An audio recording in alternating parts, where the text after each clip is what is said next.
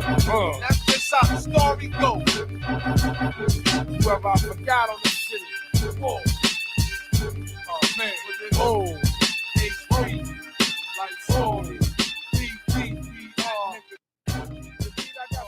because we were in the rain, it was hot outside, and and then I did show my government badge, so it was hot outside, and and then I did show my government badge, so I got a little bit. Oh, okay. In the rain, it was hot outside, and and then I did show my government badge, so I got a little bit. Oh, okay. So you got a little bit cool. Yeah, I got a little bit privilege. Yeah, because I was like, well, what do I get if I show you this? So he was like, oh, you work for the South Side? I was like, no, I work in Atlanta. He said, oh, you do? So you came all the way from up here for that? I was like, yes, because I had the same badge. When I saw them showing the badges, I was like, yeah, the same badge.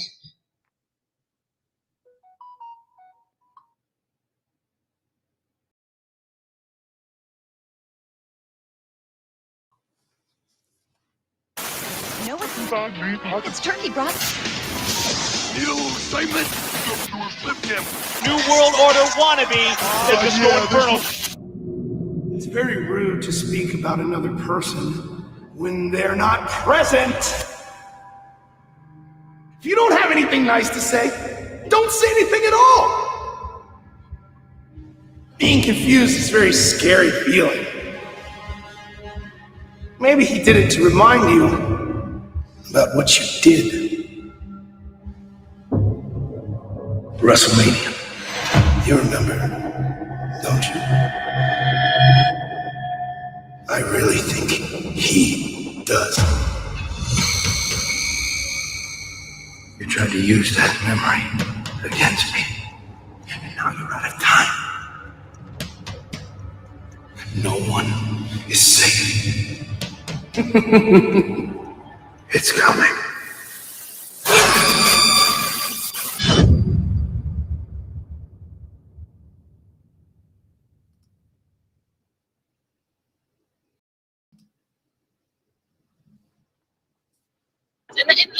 Let me also address Azriel's situation, y'all. Azriel is 1 year older than my daughter. And you guys know, when you have young adults, they are not mature as us, the ones who've been through life, right? Azriel loved R. Kelly. That girl loved Mr. Kelly.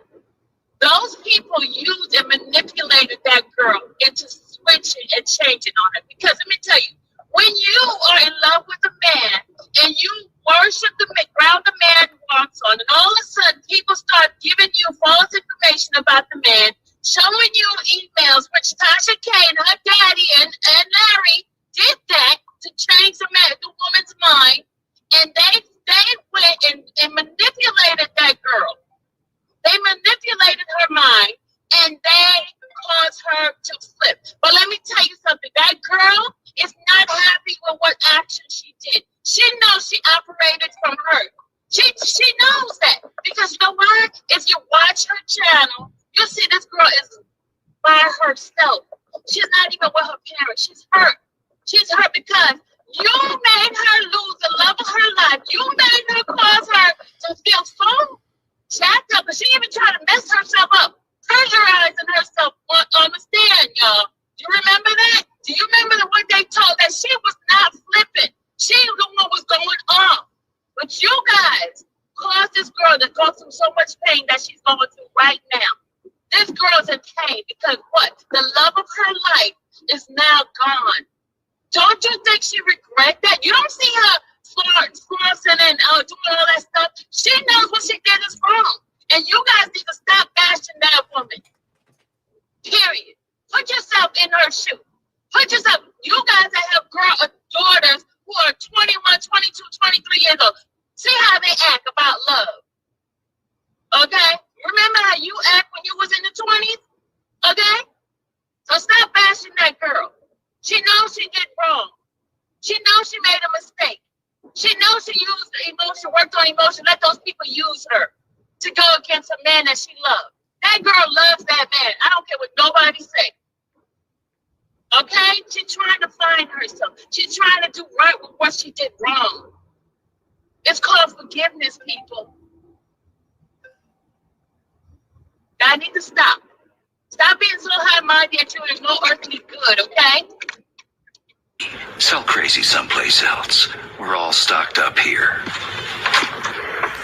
Let me also address Azriel's situation, y'all. Azriel is 1 year older than my daughter. And you guys know, when you have young adults, they are not mature as us, the ones who've been through life, right? Azriel loved R. Kelly.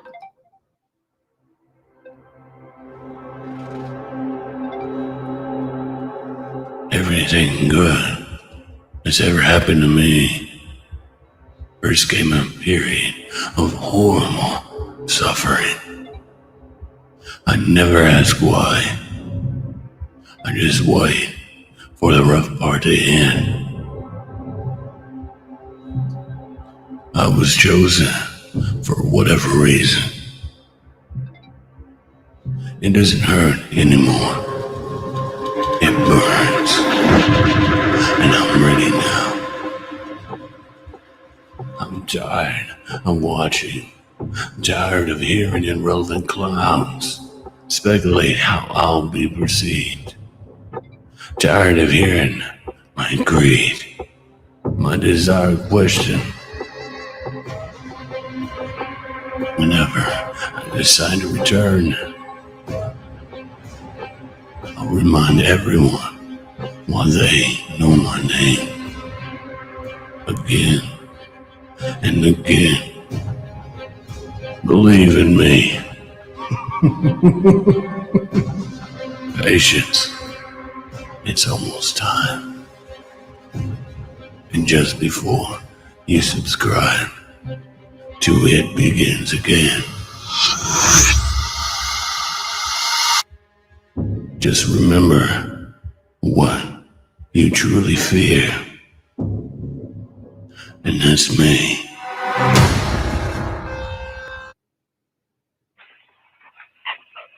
Yo. Can I with you? What? ACT, you see this? Look, if it ain't official Dana J, Levi for Kelly, or Prima Donna News, I don't even want to see it. Just take this off. Look, you got some weed? I gotta get some. All right, hurry up. These and them here, everybody here, we waiting on you. All right. Unknown number just text me, said they gon' kill me. Now why they just play with her? They know that 40 and stay with her. I'm smoking on that, don't play with her. If you bought a bitch, I fuck around and break the run. I should get trapped of the year, I be trapped. Put a pound on your head, little nigga. She think I'm a little nigga, what she thought I'm catching. I'm breaking my back, yeah. It's messed up my ass when I head, yeah. Rocky got me turned up on the Now I got this bitch like in the air. Got a fetish for getting this bread.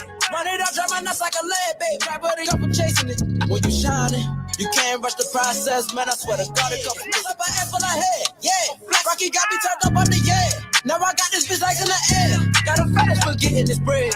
Run it up, drive my nuts like a lead, baby. But I got this shit out the mud, bitch. That money feel good when a couple chasing it. When you shining, you can't rush the process, man. I swear to God, a couple perfect timing.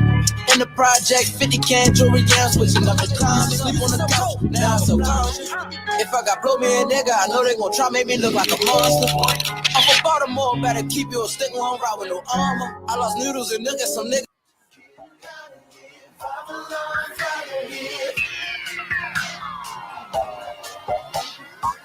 So they got me here, they can come and watch us here.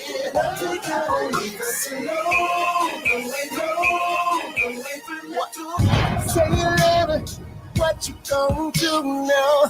Hope you're ready, cause I'm really about to put it down. Girl, you know that I will never disrespect you. We have tomorrow, but tonight I wanna spank you. That ass down, gotta make it last now. Spread our soul, and I'ma beat it up.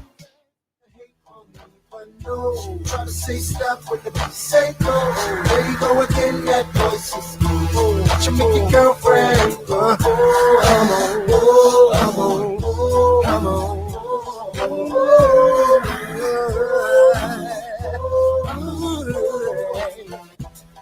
been waiting patiently, wondering when and where I'll be. After causing ruckus in the industry, making this so much you can't sleep. He just wants you to come home.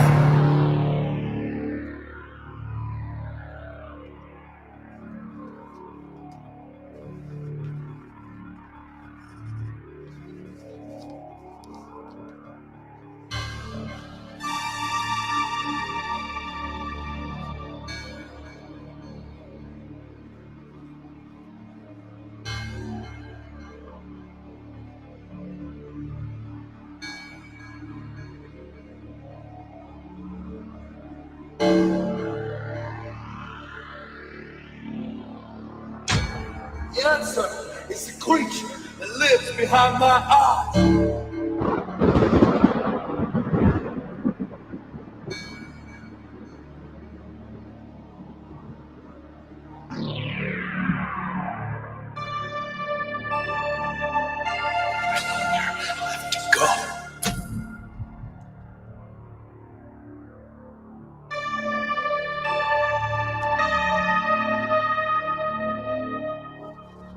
It's time.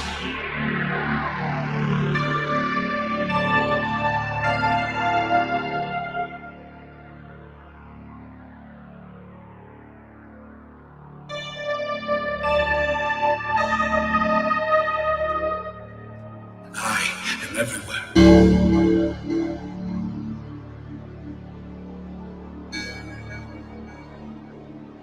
I am everything. I am the Reaper.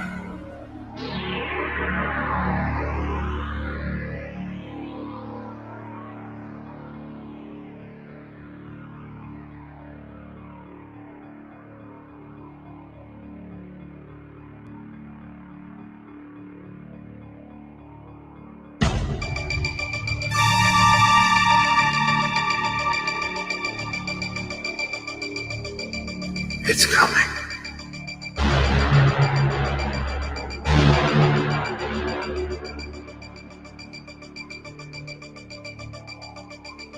Find me!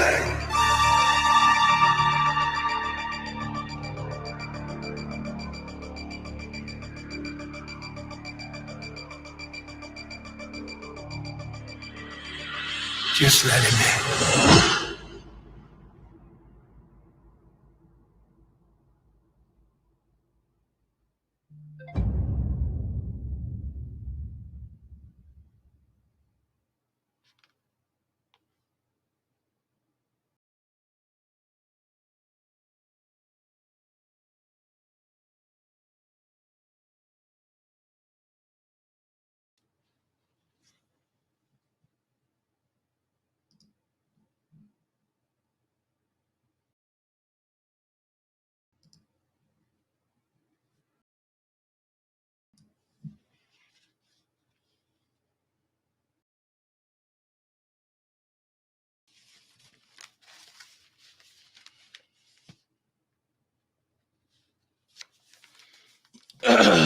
What's up?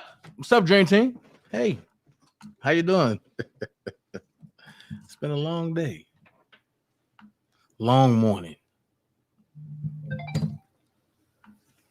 I got some things that I want to talk about. So, in addition to R. Kelly, in addition to Bedbug, we're going to talk about the witch. And I'm going to talk about what I just been sitting back watching.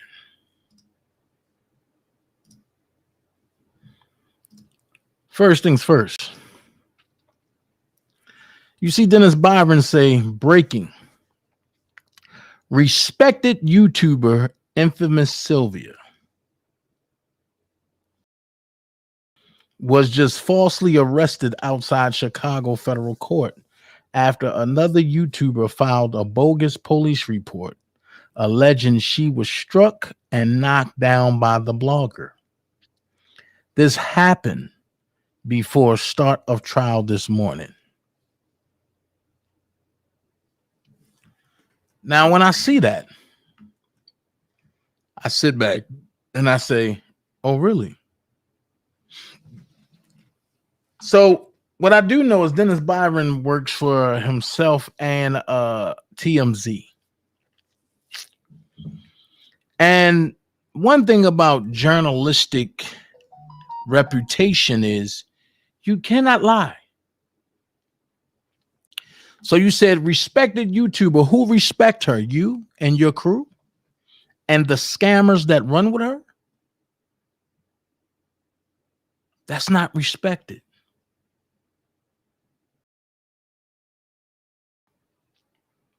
That's not respected at all. Then you saying was just falsely arrested. How was she falsely arrested? When you strike somebody, ain't that assault?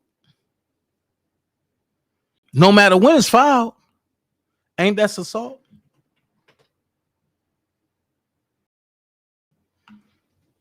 Make it make sense. But let me give you a deeper situation. The same way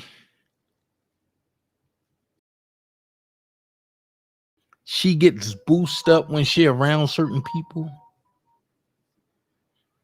and these people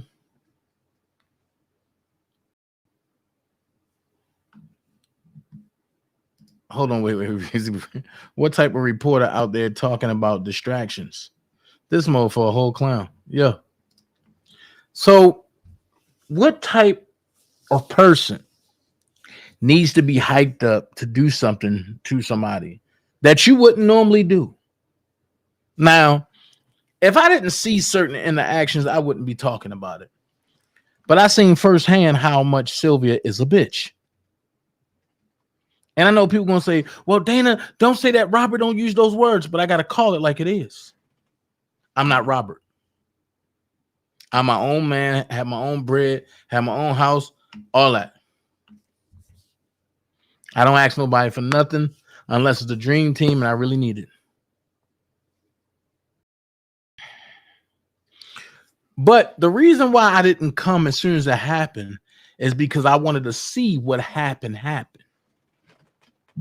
And I saw it.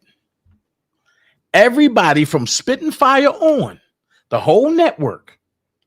Oh, we got to raise money to get Sylvia out of jail. We got to do this. We got to do this. But didn't you say that you didn't like Sylvia? So now I'm going to do what they hope nobody else do. When you hear about beefs outside of with Dana J, the beefs are fake.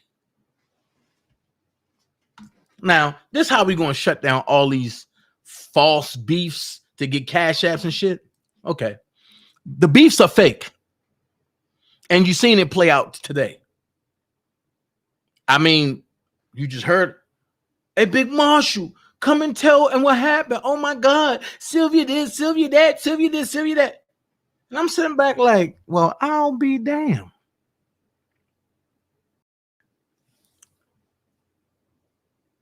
But then let's go here. Something to make you think.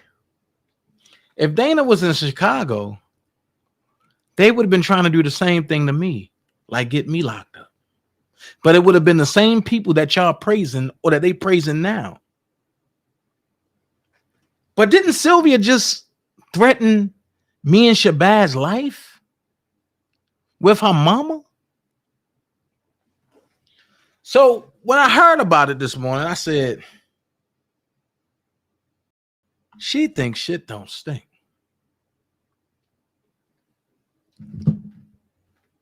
So today was just a taste. And I'm going to go here. Anybody that supports Sylvia is a casualty. I'm coming. And I'm not stopping. And anybody that stands with her can get it too. People are tired.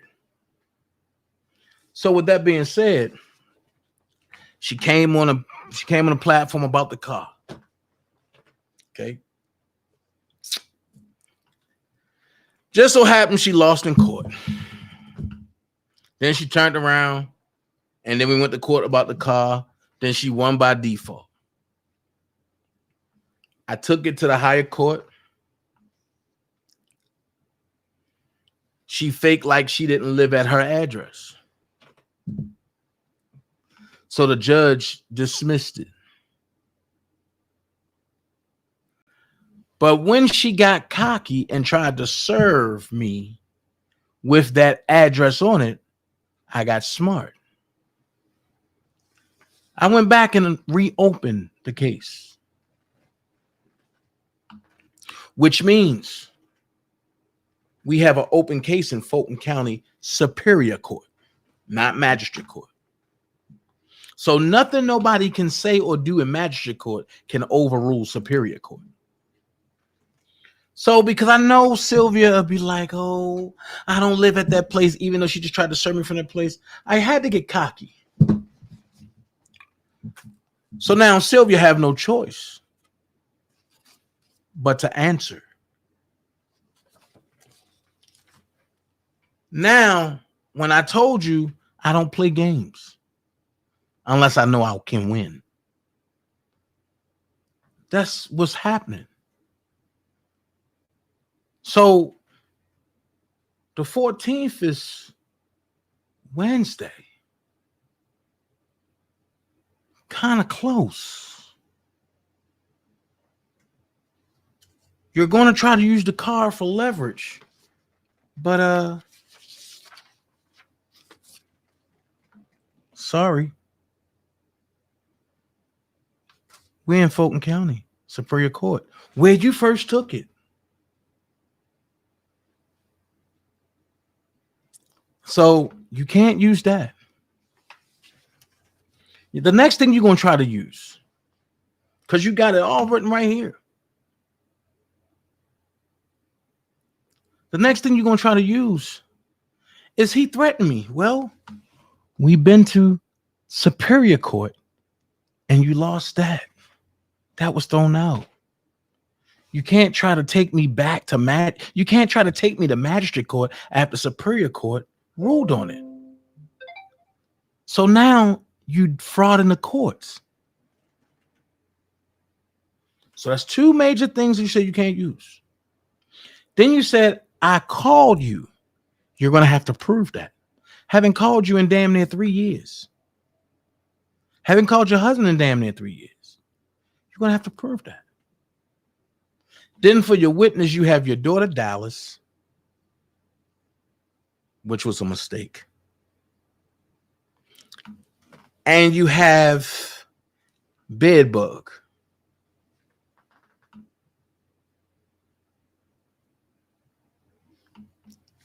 Which is another mistake. So the question is, if none of that is going to work, what are we going to court for? Maybe I filed some paperwork that you can't escape from. Maybe I filed some paperwork that calls for jail time only.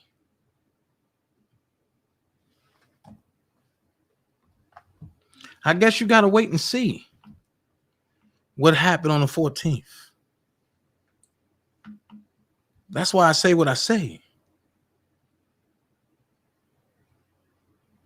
I guess you got to wait until the 14th. And two, hear what I filed. Let's go here. I got another step for you.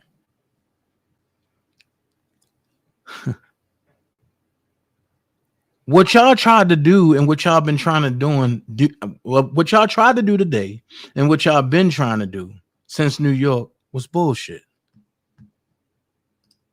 Now I'm gonna go on record. I'm not asking nobody to follow suit with me because this is personal. But I'm going to stand with Hollywood Next on this one. Some people might be like, oh my God, no, you didn't say that. Yes, I did. And the reason why I'm going to do it, because some people just need to know when to leave motherfuckers alone. Enough is enough. So when I see one of the masterminds that's out here doing fuck shit to people, and then when somebody do a them on them, you look at everybody that's, oh my God, let's pray for Sylvia. Let's do this for Sylvia. Let's do this for Sylvia. So I got a question to ask. Out of all the shit that Sylvia has done to people on this internet, whether it was the ops or R. Kelly side, no matter what she did to R. Kelly,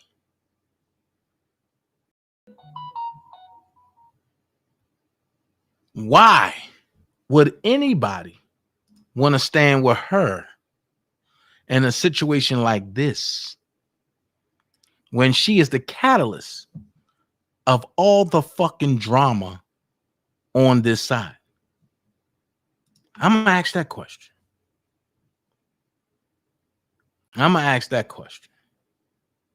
Now, one thing for certain, two things for sure.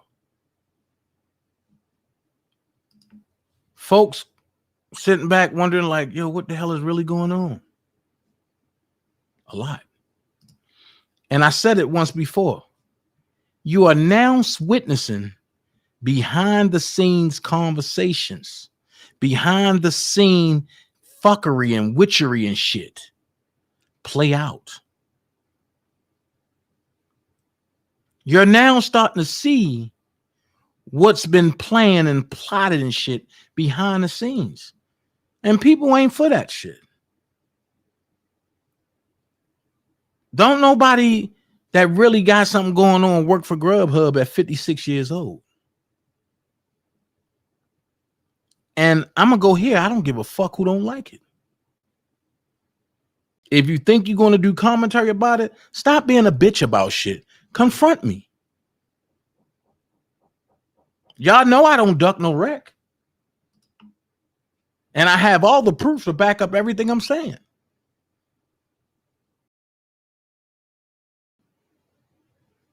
So when I see that, I said, oh, God is revealing all of the hands.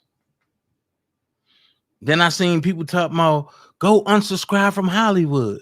Well, bitch, you was fake from the front.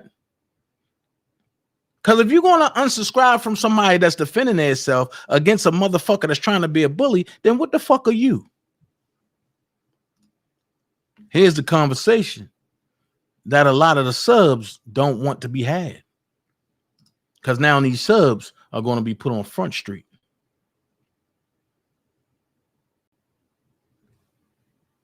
A lot of these subs are going to be totally put out there. Because a lot of these subs have been a catalyst for a lot of shit. And oh, wait a minute. Don't go change your name now. Don't go change your screen name now. Don't back away quietly. Oh, girl, and we got to change our screen name because, you know, the bozo is on to everything. I've been on to it. I just ain't say shit. And I keep telling y'all stupid motherfuckers keep calling me bozo. I thank you. That's a compliment. That's not a derogatory. That's not a derogatory put down. Go look at who bozo is. The most successful clown in the circus. Don't nobody else get paid until bozo get paid. So guess what? Y'all crumb snatchers, keep calling me bozo. That's why I laugh at you dummies.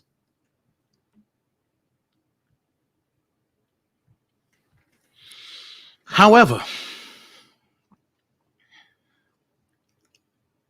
I'm looking for something because what I'm about to unveil, a lot of motherfuckers is going to be like, oh my God, I can't believe this. Yeah, well, believe this shit. Because now I don't have no cut cards. I'm not protecting nobody else's secret. I'm not doing none of that. You know what I'm doing now? I'm putting it all out there. Because all of y'all ran for years. Oh, Dana's stealing. Bozo stealing. Bozo doing this. Here's what I say. If you got it, put it out there. Let's weigh your evidence against mine. Because I don't carry no light shit. I don't carry no light shit.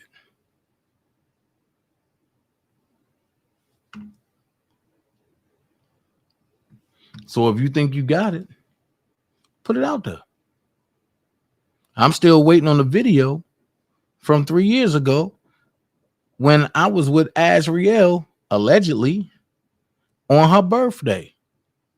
And Angelo gave me $45,000 to set R. Kelly up. I'm still waiting on that. Y'all still haven't produced it. I see y'all backed away slowly from talking about it. Why? Y'all said y'all had it. Produce it. I'm from Baltimore. You got to show me what the fuck you talking about. I ain't going to sit back and say, oh, I got this, and don't show it. No, I show my proof. Do y'all remember?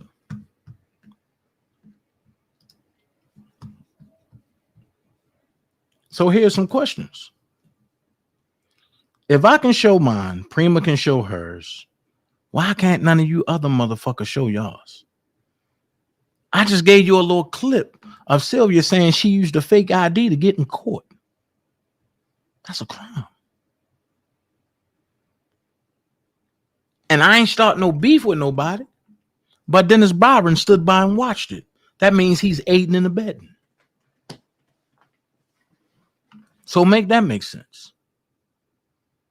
You can't report biasly. Now, here's what I'm gonna put out there. Everybody that's a male that's reporting negative had a run-in with Hollywood Next. Some people got shot down. Some people was in bathrooms jerking off in the middle of the night in a pitch black floor. Some people was trying to have sex with Hollywood Next for a goddamn press pass. Some people was getting funded by Hollywood Next. And then when they went to the other side with Sylvia and them, they got cut off. Let's put it out there. Let's not be incognito. However, I see through the smoke screens. I see through the gag orders. I see through all that shit. And people be like, yo, Dana moved differently. I do. And I need it. Where is that? There's only two. Hold on. There's only two things that I need. I could have swore I downloaded it.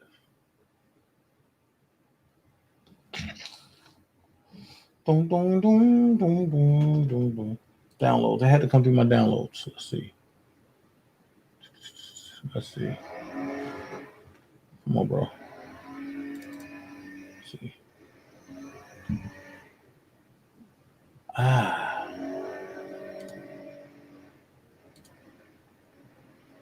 Here they go. Dana. Here they go.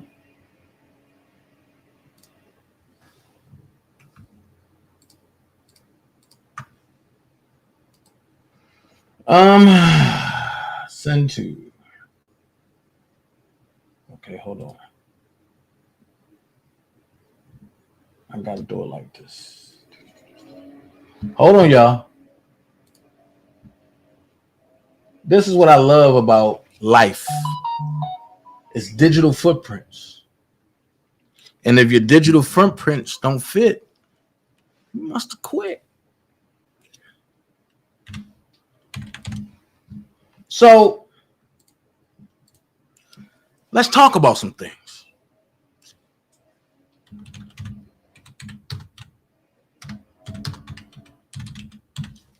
Let's talk about some things.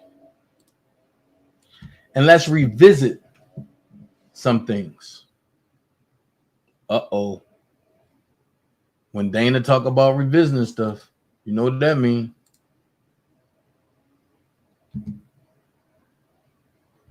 You know what that means. When Dana start talking about revisiting stuff, you know what that means. Oh man, where is that? Is this it? Aha. Let's revisit some stuff. Now, y'all remember New York trial, right? Y'all remember New York trial when Dana took up for Shantae. Y'all remember that, right?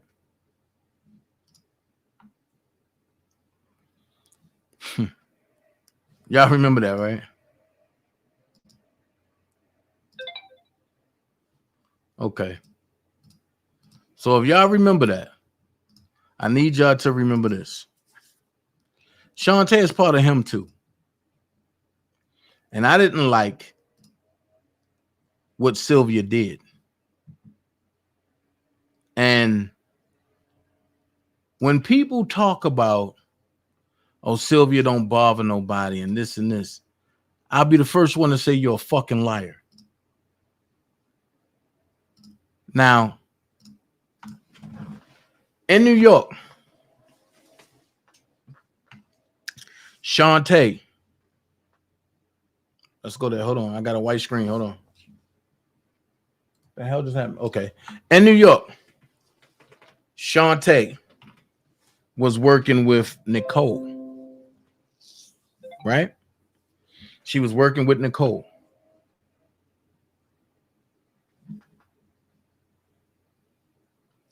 And Shantae is really a paralegal. She is. But y'all remember when I said in due time you're going to see the truth? And especially if I got to bring that shit out. Well, Shantae loved Robert. Still do. They all was plotting to fuck Robert Sylvester Kelly. All of them. Sylvia, Dallas, Shantae, and many others.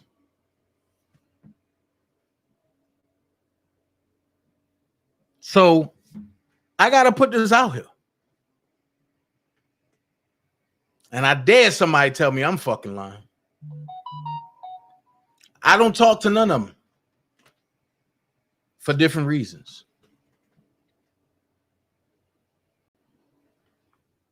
You know what I'm saying? So what I'm going to do is I'm going to walk y'all down that road that all of them scared to walk down, called the truth. So Sylvia didn't have heart to do it herself, but she didn't like the fact that Nicole was around Robert, so she got jealous of Nicole because Nicole told her, don't speak to me. I don't fuck with you. You lied on me. So Sylvia went to Lisa and told Lisa Shantae shouldn't be around Rob because she got infatuation with Rob. Lisa, and I'm talking Lisa and Cassandra, the heavy light-skinned one, Lisa ran and busted the meeting and was like, that's not fair. She got infatuation with Rob, this and this and this and this and this, and really embarrassed Shantae. But Sylvia did not include the meat and potatoes of all this shit.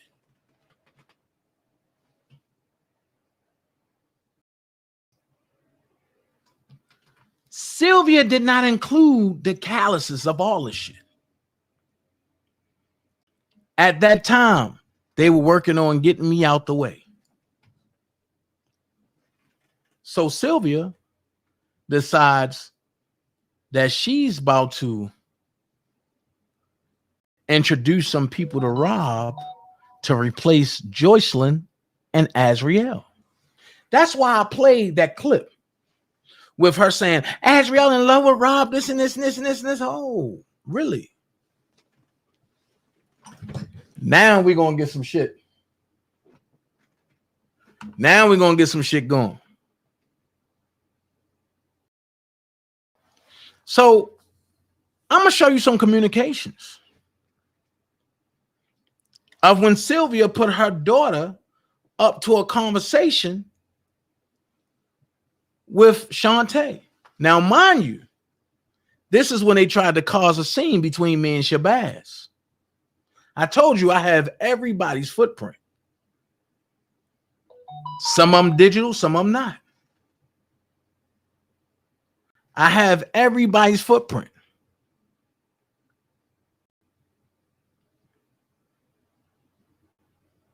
And see, y'all trying to make it seem like Sylvia is an angel. Which footprint do I want to say first?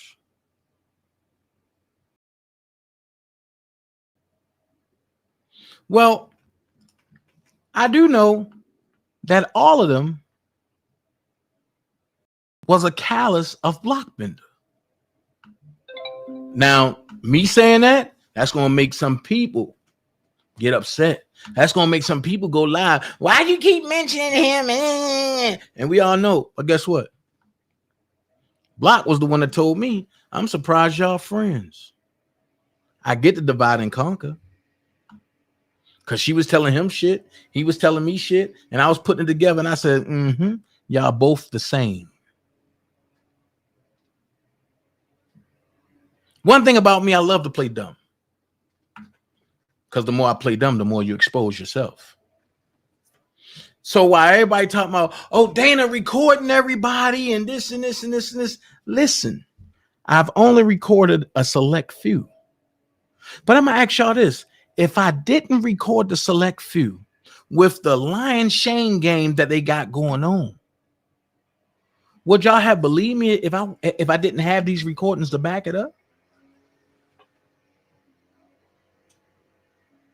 So at the end of the day, what did I do? I defended myself against the people who I knew was trying to fuck me up in the game. Now, me and Hollywood Next we don't have the best relationship. No. We don't have the best friendship. No. We started off going at each other. Y'all seen it. Then when we got to meet each other, it was like, okay, cool. You're nothing like what I thought you were. And that made everybody mad. So, Dana, let's stop talking. Let's get to some proof real quick. Because these folks done heard you talk enough, bro. Let's get some proof. Wow. The first thing you're going to see is the conversation that I was privy to about Blockbender not showing up.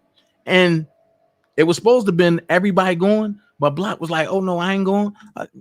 Don't pay me no attention. Watch this. Uh-oh. Here I go. Here I go. Uh-oh. Dallas Parks, 9/21/19. Damn, y'all never seen this before. I said, why Sylvia do that? Dallas said, laugh out loud. I don't know. I put shaking my head. Check it. She called Blockbender and T. Stevens. She told Bender about the text messages, and he said he wasn't coming. Don't tell Dana. That's not right. They talk often, so let Bender tell him what's going on. Me and Demi was like, why would she do that?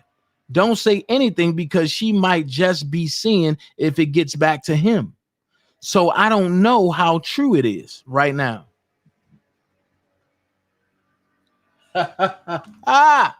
So now we're going to go here. Look, Dallas said, don't say nothing about him not going. I said, I'm not. She said, okay. I said, this shit got me hot as fuck. Okay.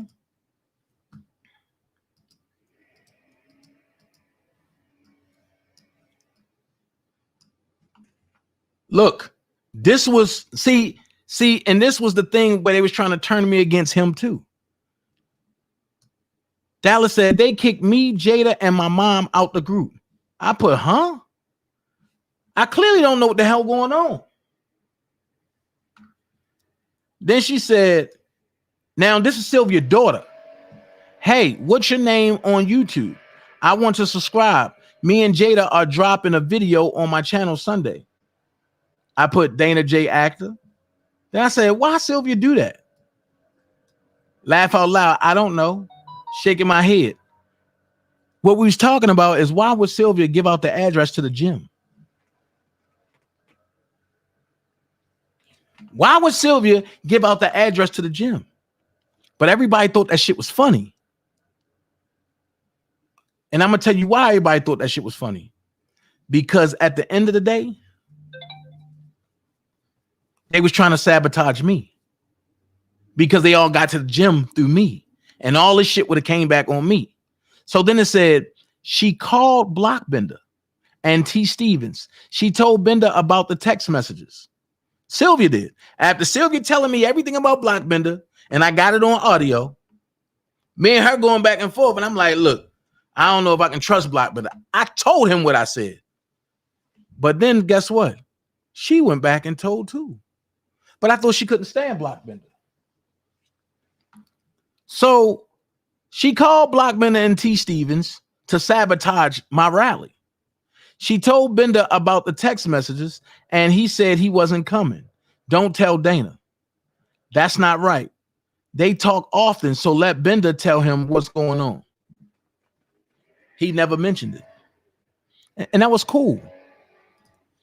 However, you can't tell me, do not include him because he's not here. Oh, he's on social media. He's on Twitter faithfully. He know what's going on. He just left here because he knew that shit got hot. And he knew it wasn't no back down in me. Especially after a motherfucker threatened me. Nah. But then it gets deeper. Why I said I can't fuck with snake ass people. Everybody was wondering, why would Sylvia give the light-skinned lady, the one that just had the baby, Rob's picture and say she's wife material? And I said, nobody will ever know until I show. And everybody kept saying, what the hell is Dana talking about? And then Sylvia said, guys, he's a liar. He don't know nothing. He didn't say nothing. If Shabazz still in the chat, this is when me and Shabazz had a falling out. Because I was told, which I found out to be a lie, that Shabazz was in on this. And then when I ran it past Shabazz, like, man, what the fuck is this? I've never seen this shit before. I said, oh, that's all I needed to hear. However, I'm just showing you how dangerous these motherfuckers are. Watch this. Rob is facing charges in multiple districts, right? Over women, right? Y'all said Dana brought these people in, right? They tried to get me out. Cool. Why would you try to hook a paralegal up with Rob that's already married?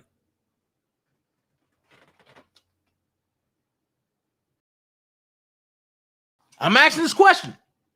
Why would you try to hook a paralegal up with Rob that's already married?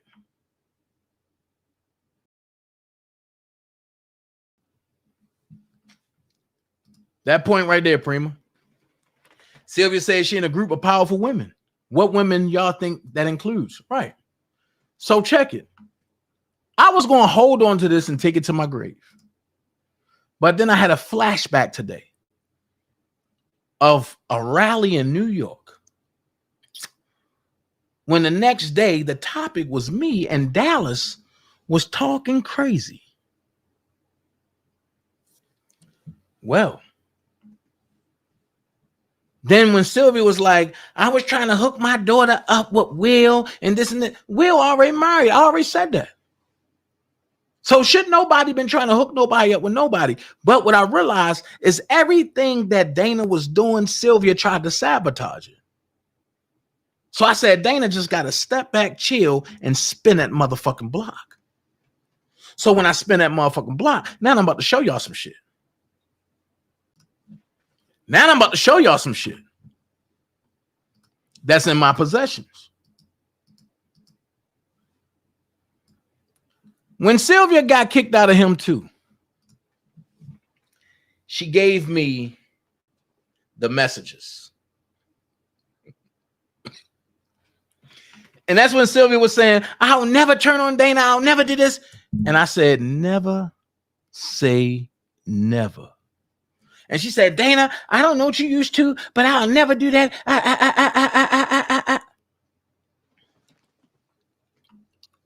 Well, let's read what these messages say from the paralegal and your daughter. Shantae is in white. Dallas is in green. I hope Rob still likes me. Laugh out loud. Dallas said he will. No, I'm not going to say anything. Dallas said, y'all text before? Shantae said, I'll make sure you do my makeup. Dallas said, of course. Then she said, yes, before he went to jail, but not much. He told me to call when I came back there. Look, Dallas said, he gonna take care of you. Mind you, Shantae is married. Shantae said, I hope so. I'm just kidding, laugh out loud. Dallas said, no, he is for real.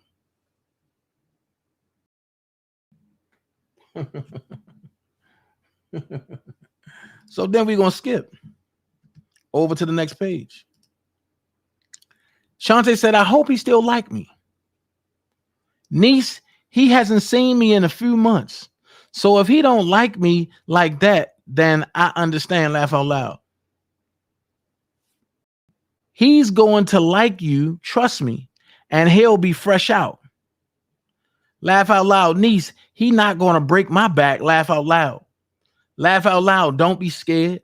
Laughing emoji, laugh out loud, laughing emoji.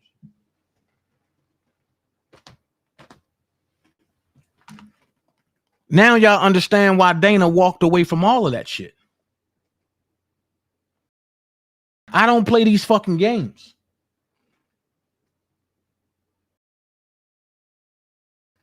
I don't play these motherfucking games when it come to my dog.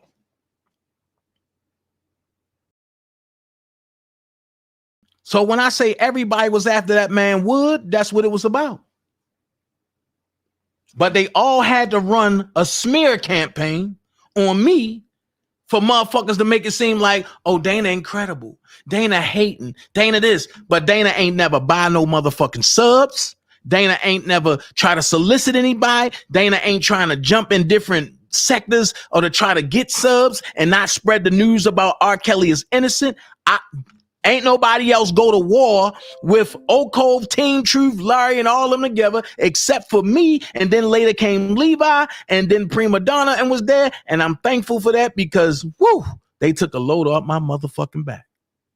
But these motherfuckers asked Sylvia to put up the video when LaToya X was saying that she fucked Rob at 13 and I slid down that motherfucking chair and got off that motherfucker and ain't come back to that channel.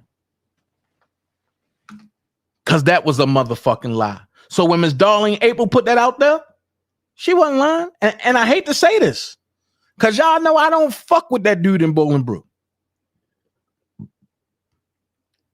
But from what I was told, they was bragging about who was sucking dick at 12 and 13 in a fucking hotel room.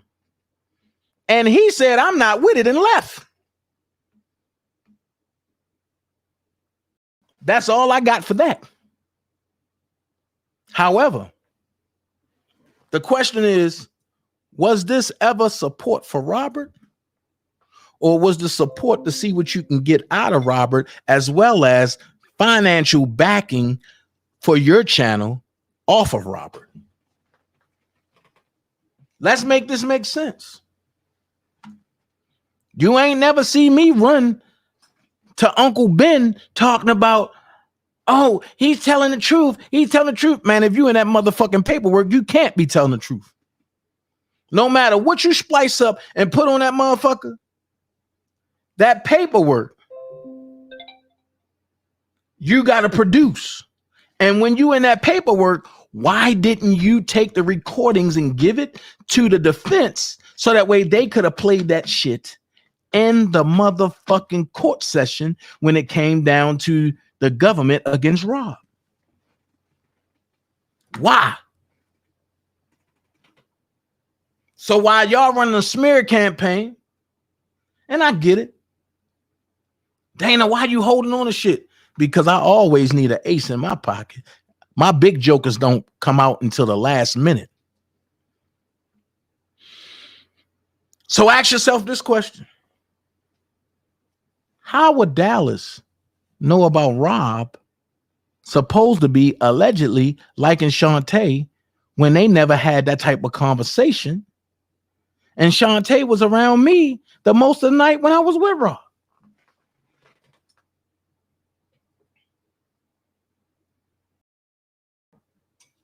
Make that make sense. This is all Sylvia work. Oh no, Sylvia can't do that. She 56 years old. She don't do that. She an old conniving bitch. And if anybody mad about that, guess what? I said it. And I'm not taking it back. Where's the selective outrage now? Dana, you wasn't supposed to show that. Why not? Where's the selective outrage now?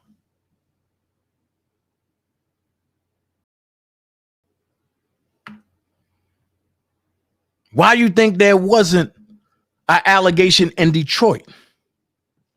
Because LaToya X was supposed to have been that one. Some people can't stand up to the pressure when shit get hot like that.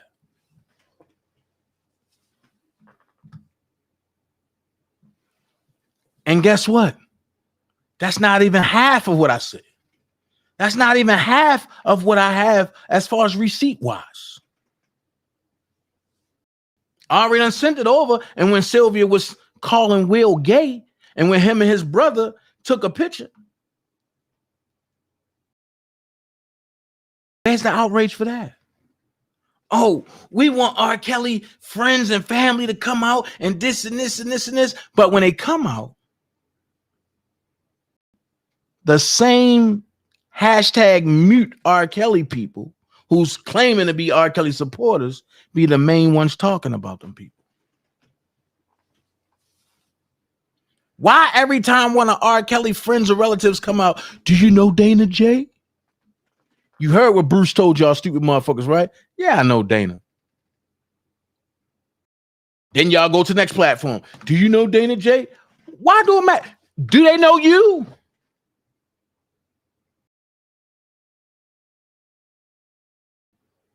Make it make sense. Do they know you? Y'all motherfuckers writing Robert letters with my name in it. Rob, you know me. I'm Mama Sylvia, and you know, I met you through Baby Boy, aka Dana J. What the fuck is my name in that shit?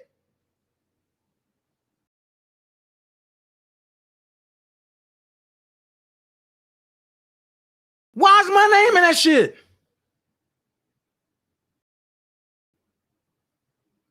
And y'all know I don't fear none of you motherfuckers. So can I ask a question? Because I seen her name in my chat more than one time. Sylvia, what's the name of the book you and Cash working on?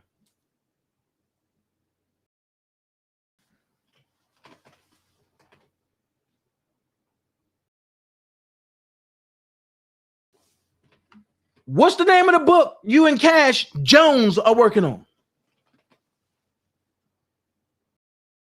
I can go a little deeper. I can go a little deeper. I can go a little deeper.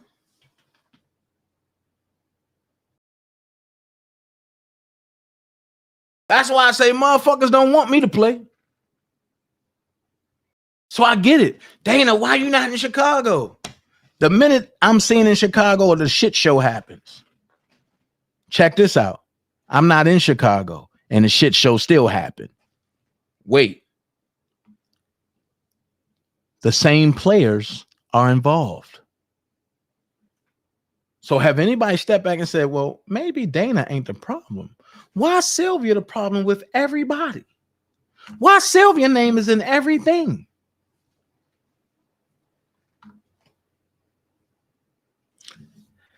Can I ask the Walrus the question? Because you ran with the thing and said, I don't know Robert, right? So how did you get to meet him? How did you get the gym number since I was told to give it to you? For you to meet him? How? Jasmine gave you the address? I think not, because you gave it to her in Cash. While Don Russell was on the phone with all of y'all. So is that why you had to come back and say, well, Don, I apologize? Because you know you went too far trying to prove yourself to me. And you fucked Don up in a well, Don already fucked herself up, but you put the icing on the cake for Don. Because you wanted to be the front person. Go back to what I told you. I said, yo, you ain't built for this. Send it to me. I'll package it up and I'll send it to the lawyers. No, y'all went behind my back and sent it to the lawyers anyway. And then when that shit came down, well, Dana, they talking about killing me, and Demetrius talking about coming to my house and blowing me up. Because I fuck with you at the time. What did I do? On my live, I called Demetrius. Hey, Johnny, come on, man. Stop that shit. No, man, fuck that bitch. Johnny, stop that shit, man. Because you're going to pull me into the shit. That's when he said, I will never speak to that rat-faced bitch again. Am I lying? So when I do shit that I got to do, I don't have a conscience. Because now I want to see you booked. When I got that news this morning, I was laughing my head off. Because everything y'all trying to do to me, y'all falling in your own trap.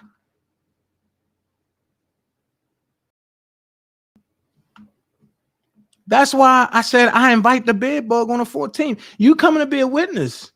Please do. One thing you need to know about the A, you come on vacation and you leave on probation. Understand why that statement is true. Understand why that statement is true. You come on probation. I mean, you come on vacation and you leave on probation. I kept saying it. Y'all don't know who the fuck y'all playing with. Oh, fuck him. He the bozo. He this, he did. Okay. Okay. All right. I'll be that bozo. However, since you want me to be that bozo, strap up. Because when I told y'all Kevin was never. Hold on. Let's finish the Walrus first.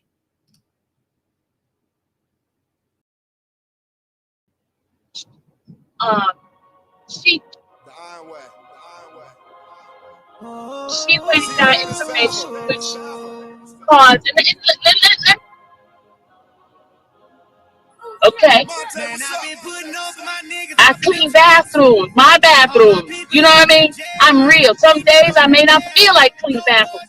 And then I have to clean it again. You get what I'm saying? I'm not going to sit there and fake that phone and stuff and act like I'm this and that. And I'm not. So, show your face, Miss Sharon Winbush. Because you want to use my name. You want to continue to harass other people. And Choke will show you his Cash App when you show your face. So don't worry about his Cash App until you show your face. And your people, those dum-dums over there that wants to gravitate to a ghost, they got issues themselves. And you need to go see their house, see what they look like. Because obviously there's something in you that they gravitate to. Because people that do foolishness gravitate to that. Because that's the kind of lifestyle they live. There ain't no shame for this. Like mind, stick with like mind, period. Okay? That's why most of the people on my channel are believers. They are children of God. They are believers. Because you know what? Like mind, like stay around each other. Period. Okay? So, that goes to my original statement why I'm here. I am going to the Tasha K is one of the reasons why I'm suggesting this case was pushed. Now, people always reach and don't know what the hell they're talking about. However, Kevin, Bedbug, I seen a little bit of your chat and people were saying, oh yeah, you real. Well, if you ain't want to talk to us, you could have talked to Shabazz. Because Shabazz asked you to speak about the situation with your daughters. You refuse to speak about it. But Sylvia get locked up, and this is what you say. What is all this competition is about? Is this to give Bozo some commentary? Is this to give Bozo some commentary? Is this because of hate? Is this because of envy? Is this because of jealousy? Because motherfuckers just evil spirit? What I'm trying to understand is why. Good question, Boogeyman.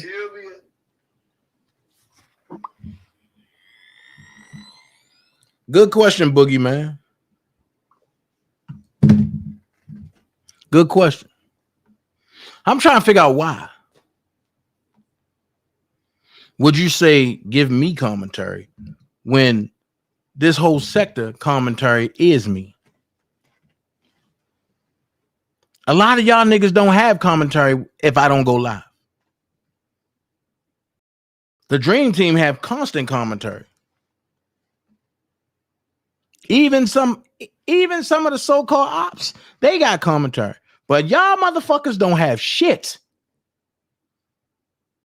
But remember this, Kevin. Let me help you. Remember the fake dollar for the King Defense Fund? I ain't forget it. That you and Casey McDaniel put together? And y'all only frequent and spit and fire chat? Or do I gotta really take you down memory lane? When Ms. AP put it out there, thank y'all for joining DJ Tyson to support the fight against injustice of RSK, Cash App, Kevin's Blessings, and PayPal. DJ Tyson, wait a minute. I thought that's supposed to be going to R. Kelly.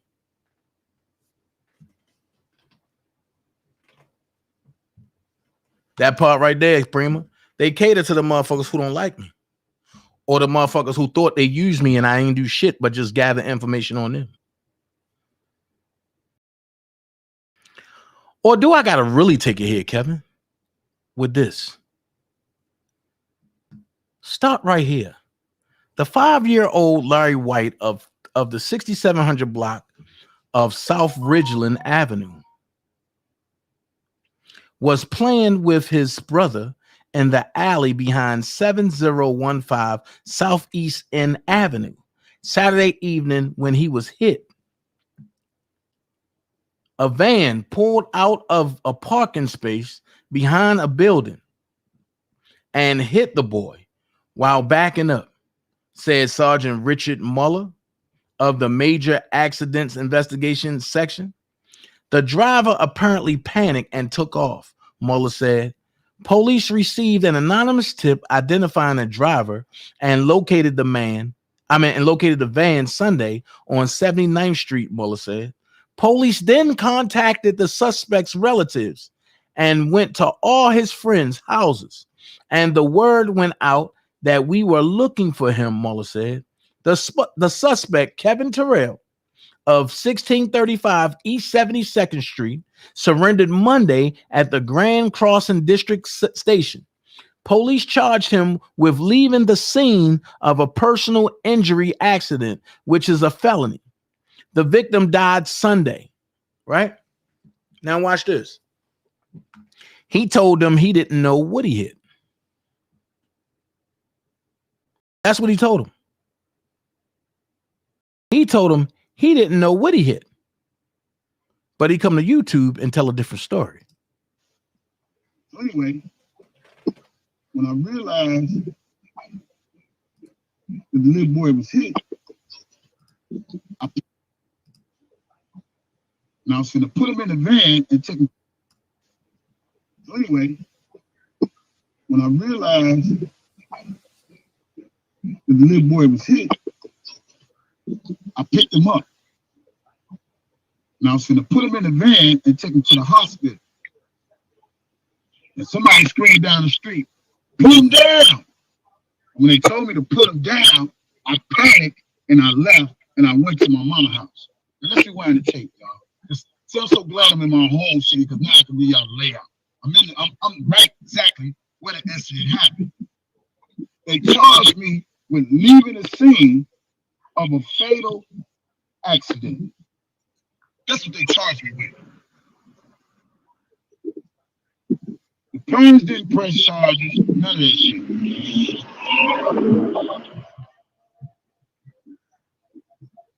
Let's see what is coming down the alley.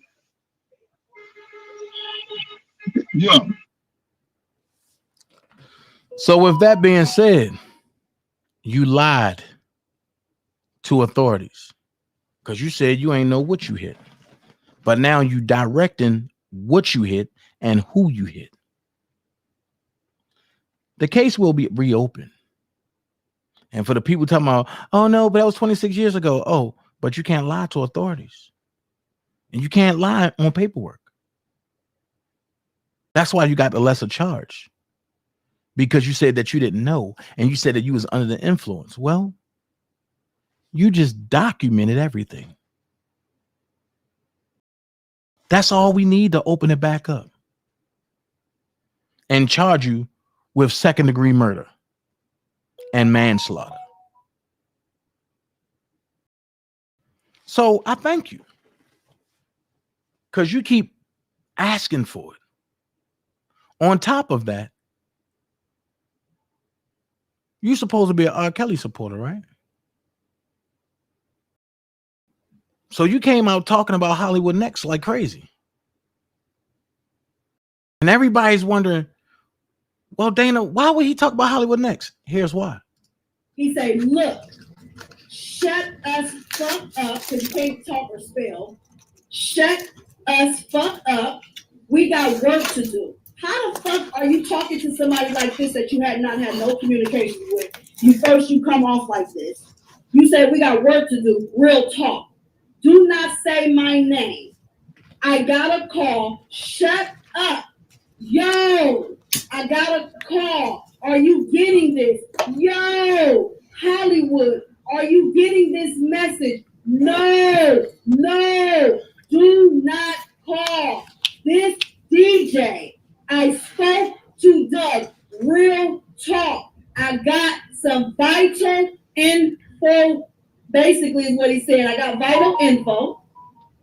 He says, okay, just got off the phone with him. I'ma share with you. Yup, that's what he said. My response was, so what's up? What did he say?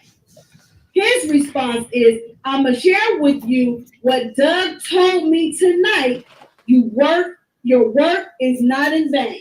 I know we had our issues, but of course his motion been denied. And they only give R. Kelly 2 weeks, which I've already known this shit. He ain't telling me a motherfucking thing I did not know. R. Kelly's getting 2 weeks to prepare, regardless of what we had issues on. I still feel like you are great at debunking lies as well.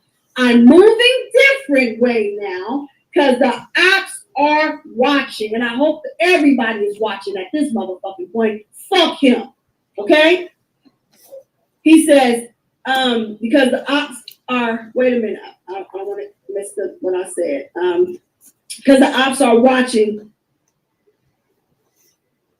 they want to find Kells not guilty, but we need to present shit to the jury. When I say I spoke to Doug, I thought about you because I say it then and I say it now. I believe in your work. Let's put this bullshit aside and move in silence. I hope you reading this is what this dirty ass, bedbug infested ass, good for nothing ass nigga said to me, okay? And said, this is the message that I put in the community tab. When I say I spoke to Doug, I thought about you because I said it then and I say it now. I believe in your work. Let's put this bullshit aside and move in silence. I hope you're reading this, okay? Mark these words. We got work to do. Some has already been done. And my response to this dumb nigga was, what are you fucking talking about? I didn't say what the fuck, but I said, what are you talking about? And then I tried to call this dirty ass nigga when I ended my life with you guys. And I said, I'm calling you. Are you to answer or no? Okay? And the nigga responded to me and said to me, my phone was in silence. Call you soon as I'm off this call. Hollywood next.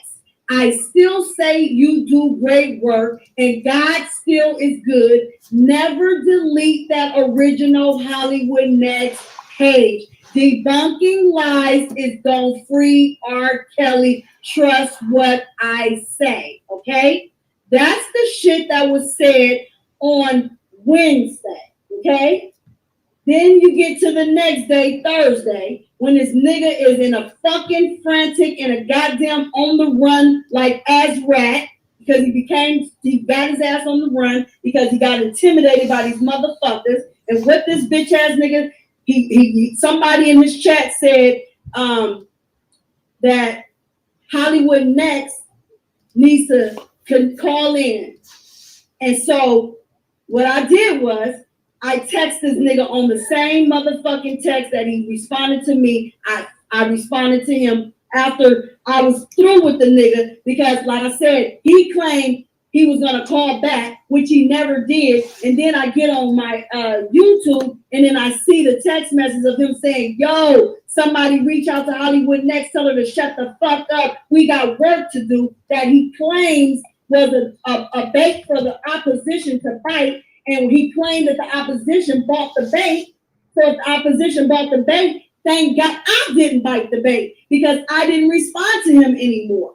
The next time I responded to this bedbug, dirty finger, stanky booty, shitty motherfucker, homeless, begging ass, put in my cash app ass nigga, I said to him, okay, my only advice to you, because I saw what the person in the comments said, they wish that Hollywood Next would reach out because they know I could potentially help this good for nothing ass nigga. And so what I did instead of calling him was texting him and said, my only advice to you is make sure you get a refund for the remainder of your stay and find out if you can stay and remain anonymous, and they don't confirm it when anyone who calls that you do not stay there, you need to go talk to them.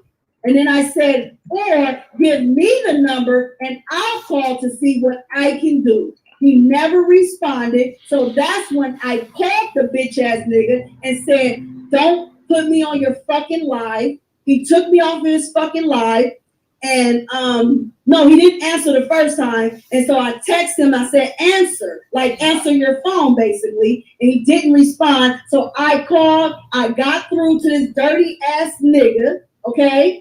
And then I told this dirty, stanky, filthy, bed bug, dookie booty ass nigga to basically end your life. Because if people really is watching you, you need to end your life. Because right now it's looking more like you're looking for a shit show and a sympathy show than you are trying to get help for people who allegedly is attacking you and reaching out to these fucking hotels where you stand at. So how the fuck do you take my message the wrong fucking way and make your subscribers feel like I'm reaching out to you and I'm communicating with you? Like, why would you do that? Why would you turn that shit around?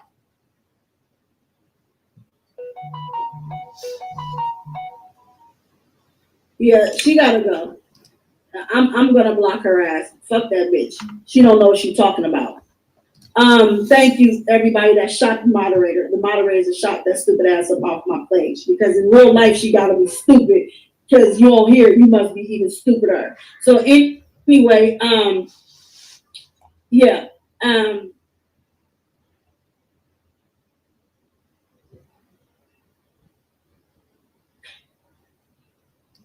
Nah, I'm not. So y'all get the gist of that, right? On top of that, everybody talk about, oh yeah, Bedbug is for R. Kelly, Kevin Terrell is for R. Kelly. He is? Okay. Well, I'm gonna play 3 clips. I'm gonna shoot 3 shots. And y'all tell me in the chat, if he's for R. Kelly, after the 3rd clip that I play, y'all say hell yeah. If y'all think he's for R. Kelly, after I play these 3 clips, say hell yeah. If y'all don't think he for R. Kelly, say fuck no. Clip number 1. Let's go. I'm saying R. Kelly is innocent about shit. Everybody know this nigga like young girls. Everybody know this nigga got issues, whatever the case by is. All I'm saying is the facts are the facts. This is my honest opinion. Kel's gonna do something. And they're gonna make him pay for all the time that he got away when they did found him not guilty. Watch what I tell you. Watch what I tell you. Watch what I tell you. R. Kelly got issues. You know what I'm saying? And he talking about they want to lock him up like Bill. Oh, they finna lock his ass up like Bill. You know what I'm saying? He better start. He better start singing that song, Prayer Change.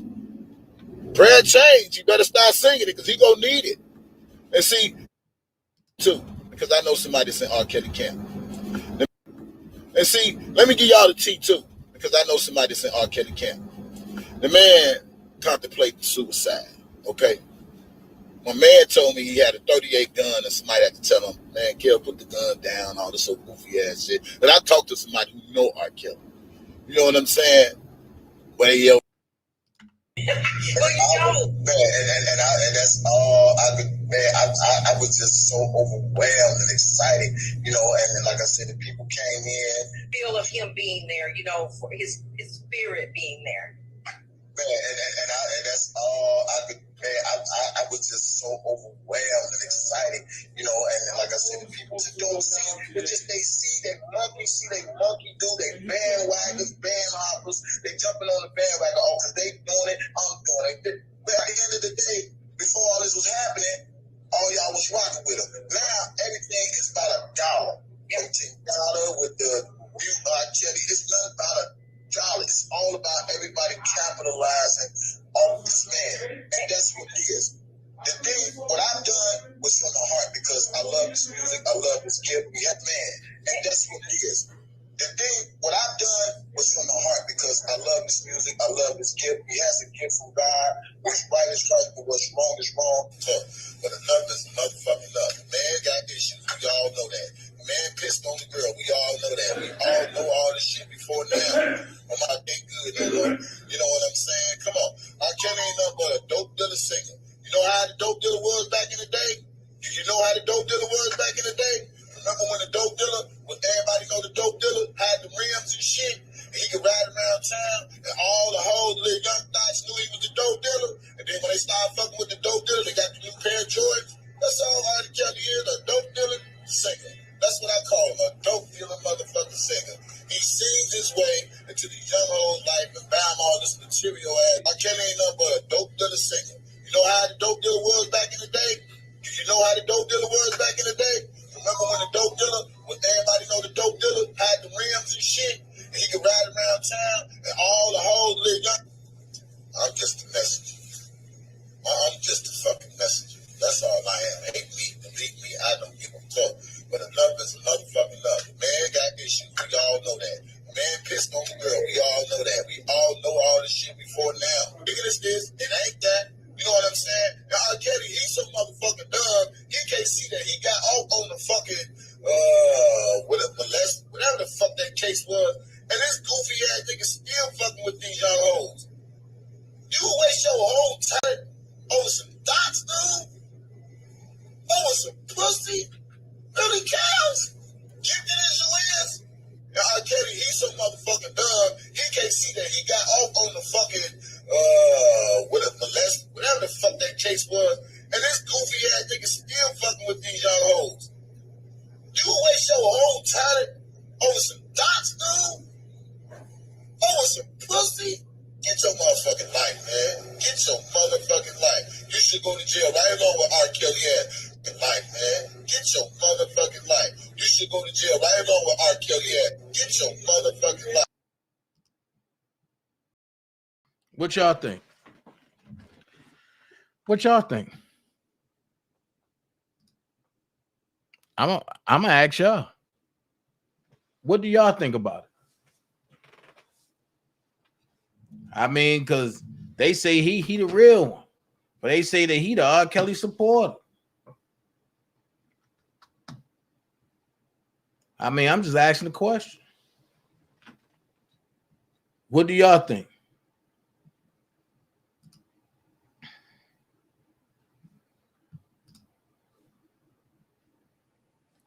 What do y'all think?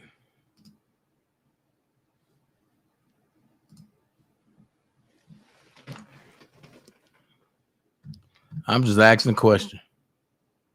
Hold on.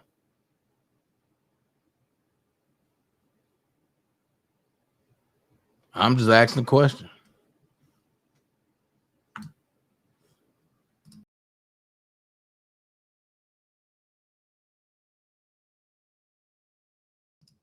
I'm just asking y'all a question. That's all I'm doing. Just asking y'all a question.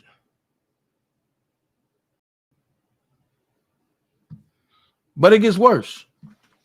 Because when I told y'all that he left a message and Jonjolin Savage asked one of the people from Mute R. Kelly to tell Kevin Terrell, DJ Tyson, to take the message off, that's what happened.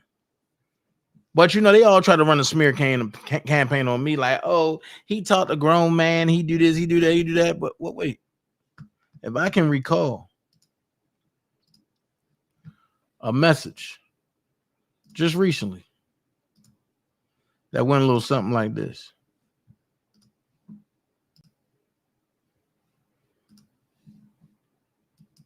I never seen a man so tough. You see, grown little boy. From DJ Tyson. DJ Tyson 357 at gmail.com. Date Tuesday, September the 6th. What's the date of the day?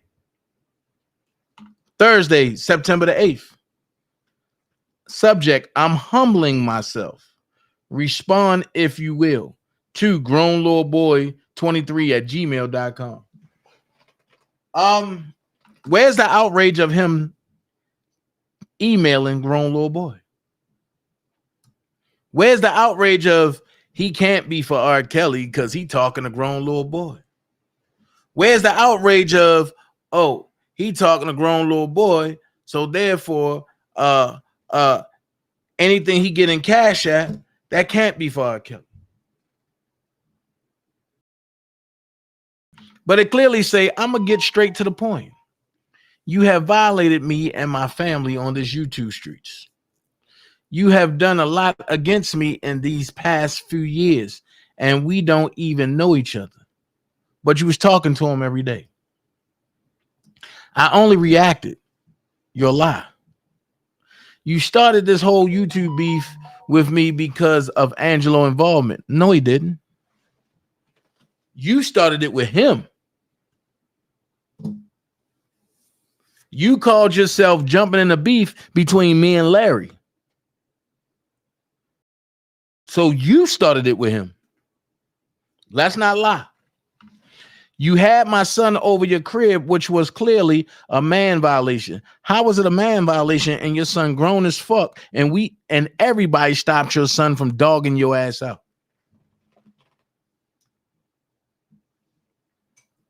Y'all pulled Larry info. Y'all wrote false reports to the warden. Y'all did a lot of shit to Larry. And me and Larry don't even talk. I know you have some common sense. Yeah, I know you got some common sense. Nope, I can't say that because common sense ain't common nowadays. You don't got none. I would never do anything like that out of some YouTube beef. But you tried that shit with my daughter. You was trying to talk to Larry's daughter. Did we forget? You started this beef with me from the beginning. No, you jumped in something that ain't had shit to belong. You jumped in something, but that you didn't even have nothing to do with. You involved your family and yourself in this R. Kelly saga, not me. No, you did. And you tried to blame it on Hollywood Next. But you the one. You and Sylvia. Y'all the one that put that video together with him and Janine. I told y'all I ain't holding nobody else cut cards. You can't blame me for doing commentary with your involvement. Well, you can't blame nobody else for doing commentary with your involvement. Your daughters told it all. And they ain't stopping. They told it is all. And I don't see how nobody can fuck with you after that. Hold that thought. Hold that thought, because I'm gonna go get what your daughter said. I'm gonna go get what they said. You're a dirty ass nigga.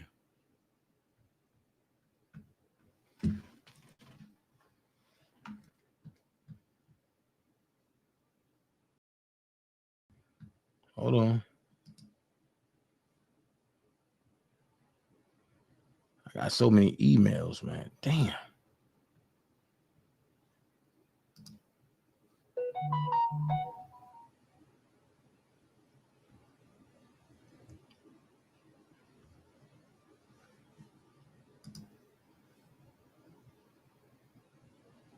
Hold on.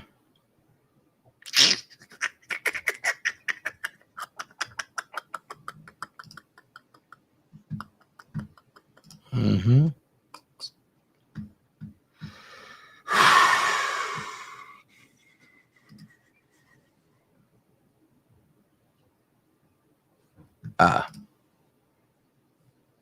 One thing about it, I'm gonna stand on everything I said.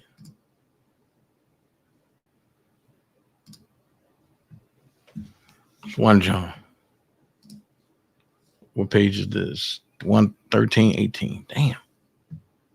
Hold on for a second, y'all. I'm getting these messages.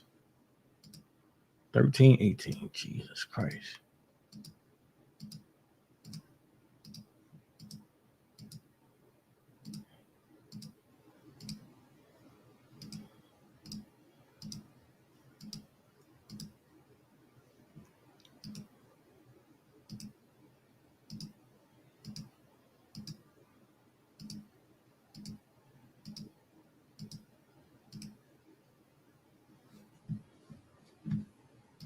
Go back one.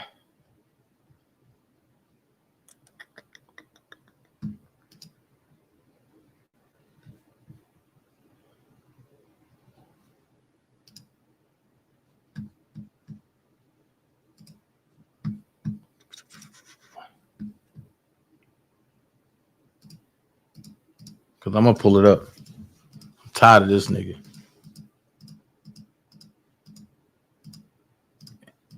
And for the record, this ain't no internet shit. This shit stuck forever.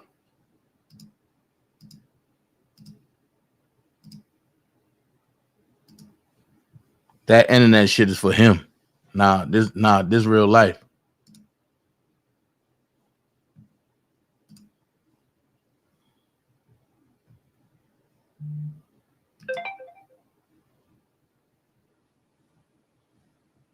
Mm-hmm.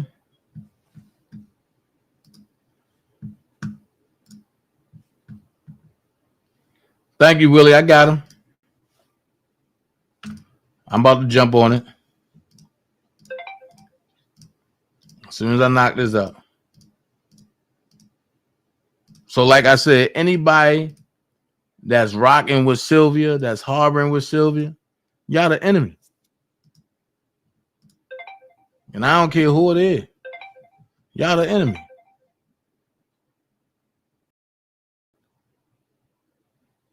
I mean that shit.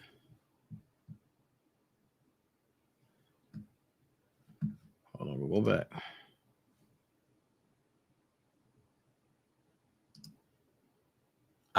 Here we go. I am number one. Here we go.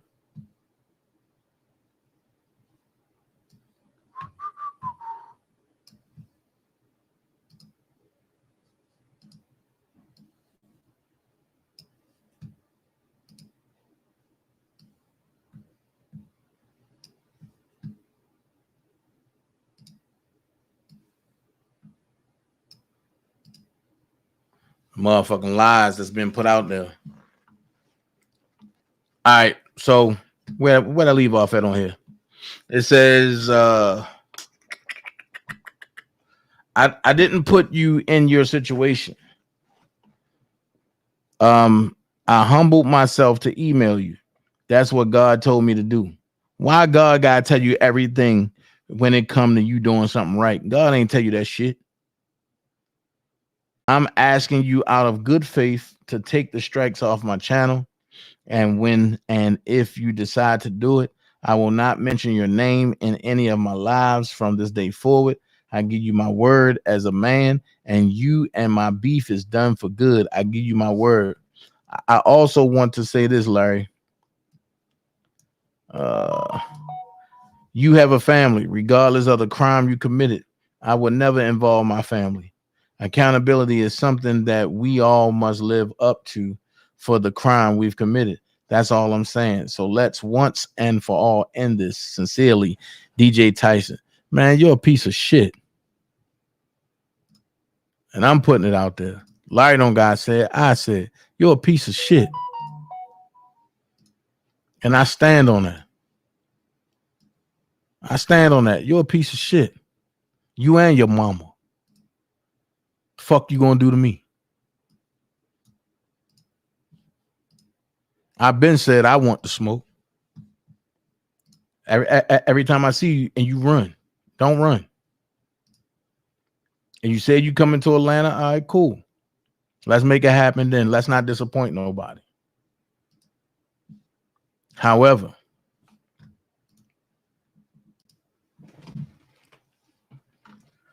this right here is a no-no.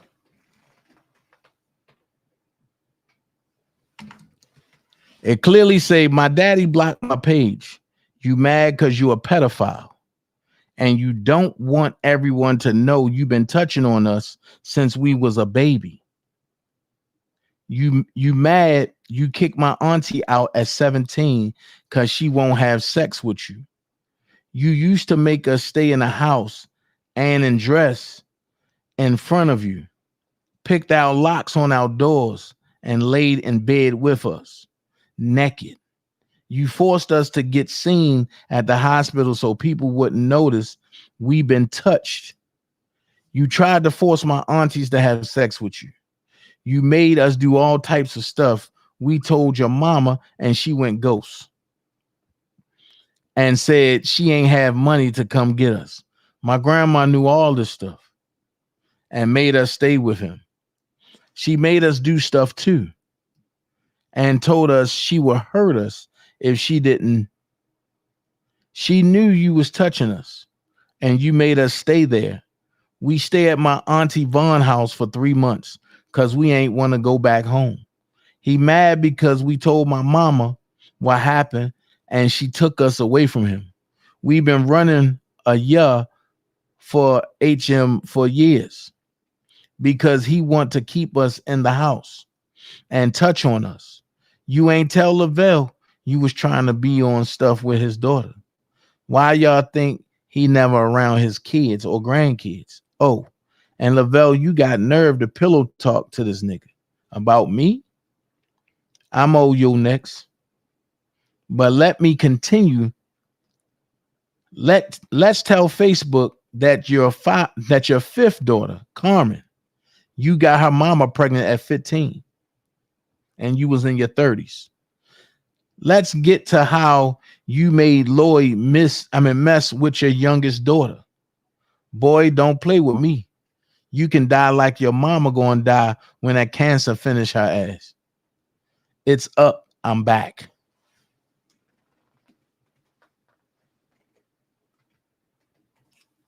Hey, Ms. April, there's no way you can get around this. There's no way you can get around this. They don't fuck with you. None of them. You have been having sex with your kids. And you got a nerve to try to say you fight for R. Kelly? Nah. The government know you're a pedophile. I wouldn't be surprised if they inserted you in this shit.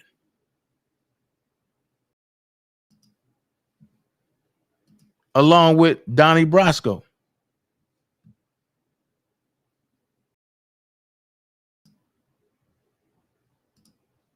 So at the end of the day, just like you said that your mother said, you don't give a fuck about them bitches.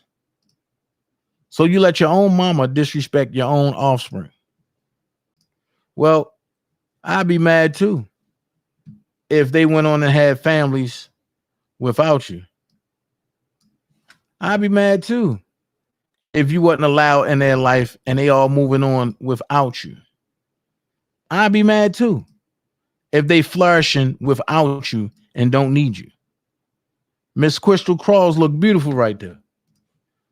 She looked immaculate right there. You having flashbacks. Oh my God, they my kids and they don't respect me.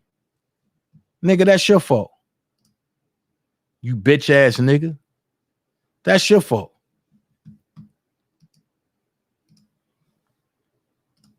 And you talking about, well, I paid $1,000 for a cease and desist. Well, all of y'all need to pay $1,000 and give Denise her motherfucking money back. I come with receipts, nigga. I come with receipts. This was for the rally, but she sent off the Gucci in them. Look, here's everything that everybody was collecting. I'm sorry. Here's what she was sending out. And if you notice, she even sent Sylvia some money.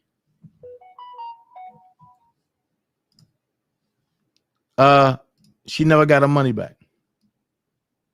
For my brother, much love, which she's talking about R. Kelly.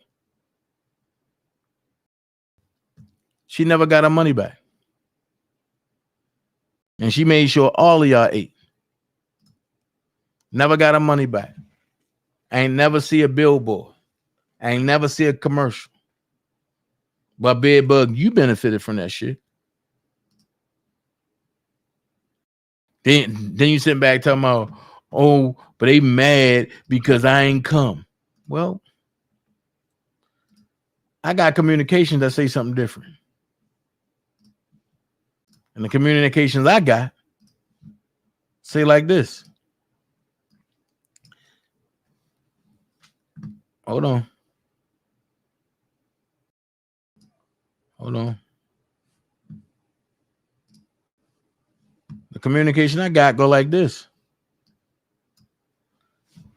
Kevin TF Terrell, I don't understand what's funny besides these comments. We ain't finna do this at all. You said, I do what I want to do. Play with your mama. Don't play with me. Y'all getting too disrespectful as my kids. And I'ma fix that shit. Vegas got y'all fudged up with me. Stay in your place. Listen what your daughter tell you. Nah, you get too comfortable with steady disrespecting my mama. I don't care about nothing you talking about.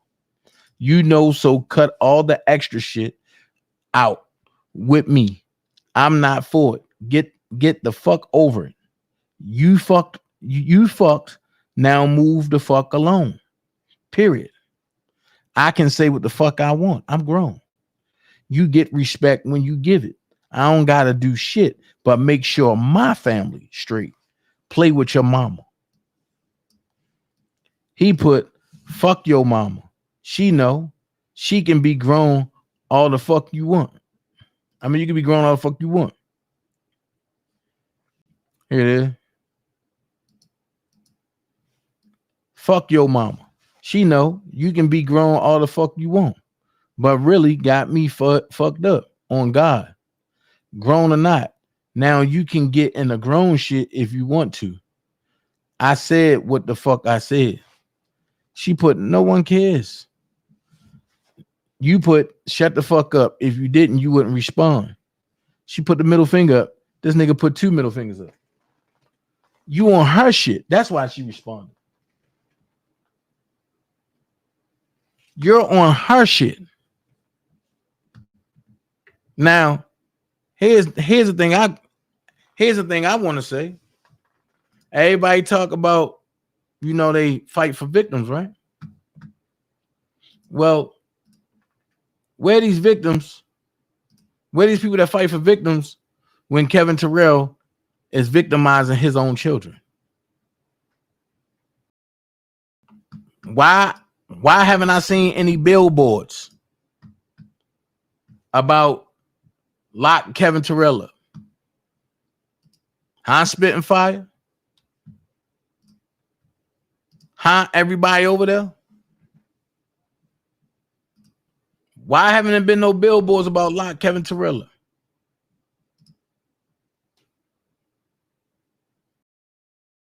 Shit, if that was Dana, y'all would have been trying to do something to put that out there on me. That's what I mean when I say selective outrage. Y'all motherfuckers don't give a fuck about nobody except for y'all pockets and how much y'all can steal off a motherfucker, for then how much y'all can try to defame a motherfucking character. That's all y'all care about. And if I'm lying, somebody please point out the lie. Where's the lie?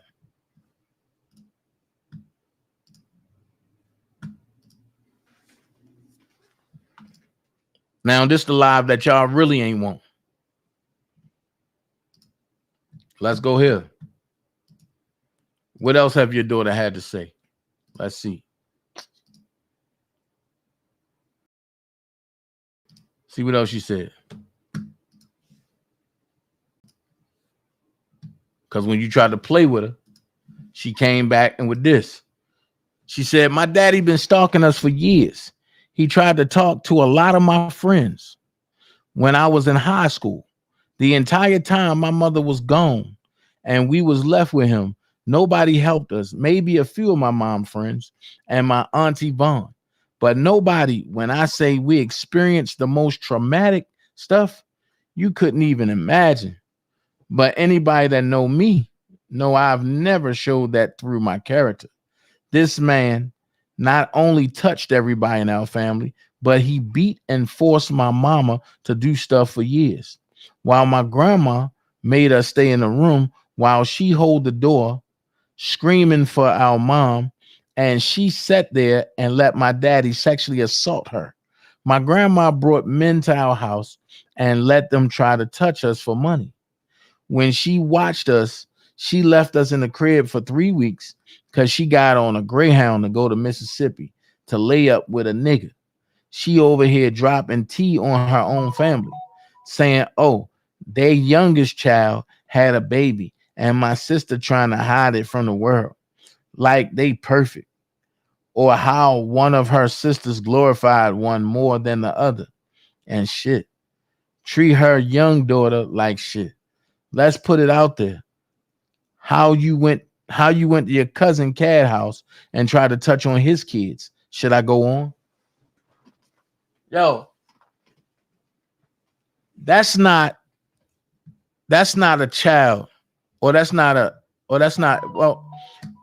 offspring that's making nothing up. She's talking out of pain. She's talking out of hurt. Then at the end of the day, you adding to her hurt. You're adding to her pain. That's why they coming out the way they coming out. So now you think if you don't say nothing, it's going to go away. Hell no. It's never going to go away. It have to be addressed. It have to be addressed.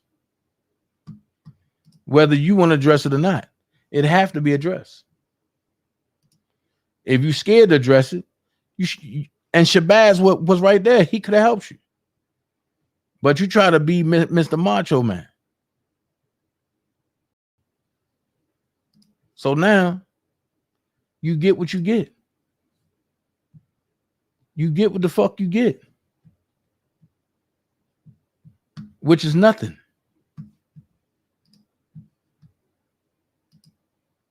Which is nothing. It's sad how them kids got to walk around with that pain and hurt, and they had to go around and really couldn't trust nobody that they really wanted to trust. That's fucked up. But you sit up there and try to tell Angelo how to raise his daughter when you fucking your daughter. Yeah, ain't no cut cards with me. Ain't no cut cards with me. You're a real bitch.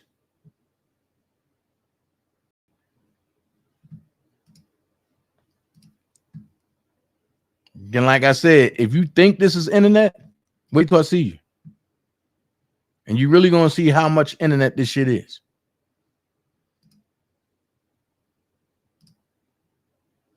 This shit is beyond personal.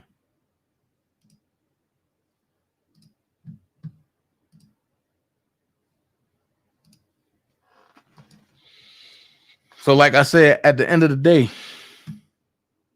you lucky I can't find that other one. You lucky I can't find that other one.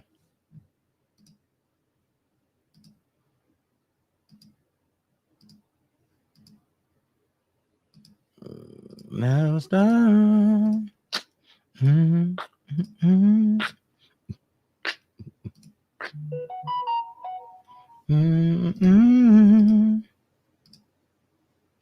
Hold on. Let me see if I can find this joint.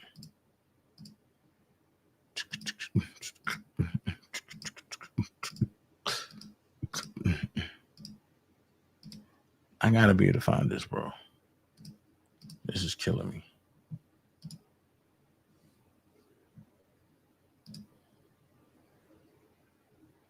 This is really killing me that I can't find it.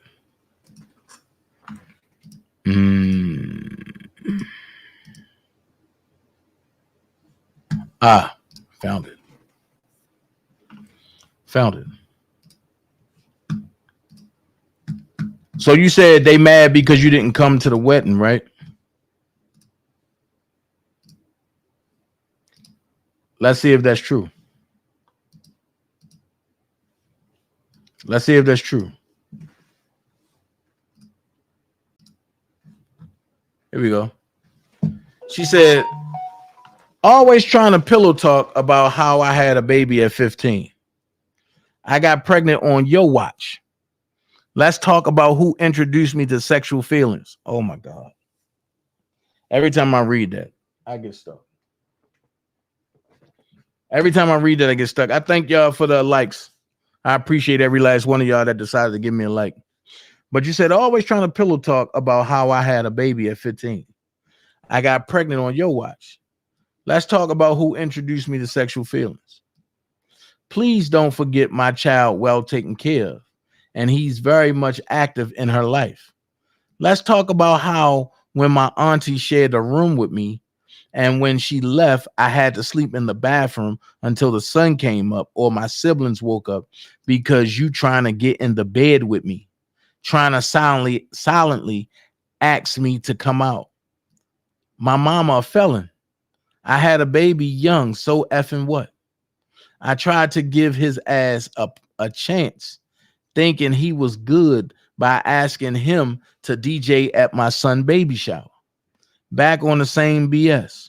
I was driving to the DMV, and you called being nosy, and you sent me $200. B, you owe. So you sent her $200 that you owed her. Wow, and you bragging about it. You keep saying you gave me money like I asked. Fast forward, I was on date night and simply called and asked if you had your save the date. You got mad because I said you wasn't walking me down the aisle. Oh, but I thought you said that they were mad because you didn't show up or your mama didn't show up.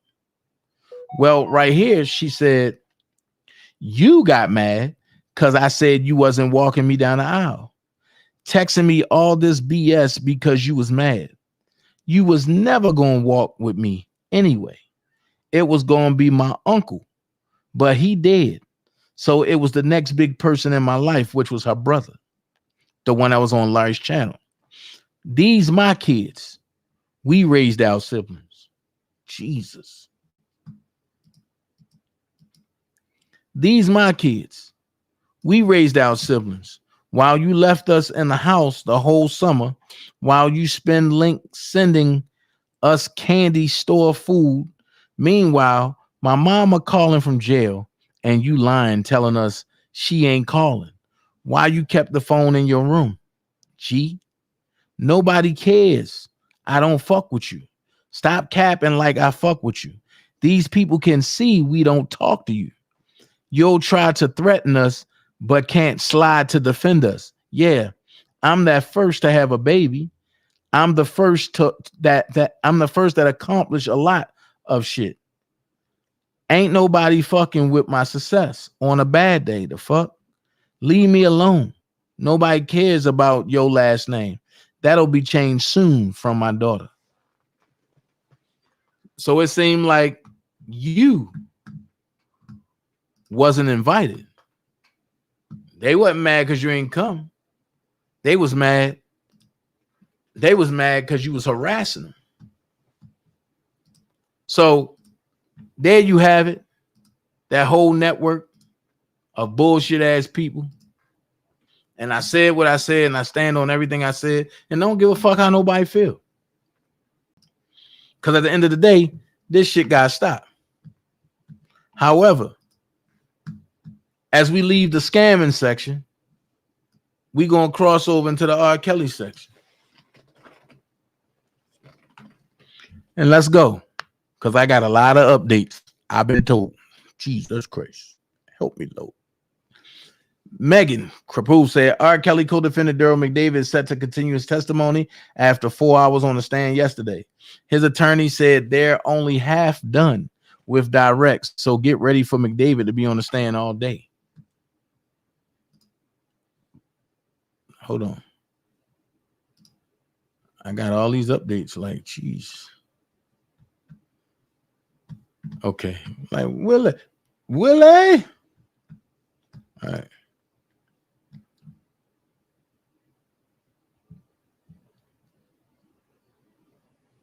This from today? Okay. Moving on to that. Hold on. Nope. Yeah, I gotta go there. Hold on. Nope.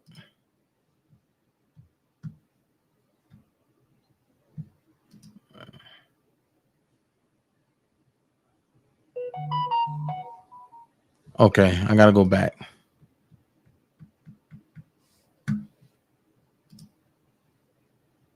Gotta go back. Here we go. All right. Prosecutors. Here we go. Prosecutors say they should be able to cross McDavid about Kelly's relationship with underage Aaliyah. They weren't going to, but McDavid focused so much on Barry Hankerson, Aaliyah's uncle, on the stand yesterday. They want to show jurors the full picture of that falling out. Judge Harry Levenweber denies the request. Jurors will continue to hear nothing about Aaliyah and R. Kelly. Thank God. McDavid testifies that after he drove Kelly to a meeting with Jane's parents, he and Kelly drove to see McDavid's kids at school. The lunchroom turned into a madhouse when Kelly arrived, he says. McDavid attorney Bo Brinley repeatedly tries to ask more pointed questions along the lines of, if you believe the allegations against Kelly were true, would you have allowed this man around your kids? But prosecutors continue to object, and the judge continues to sustain.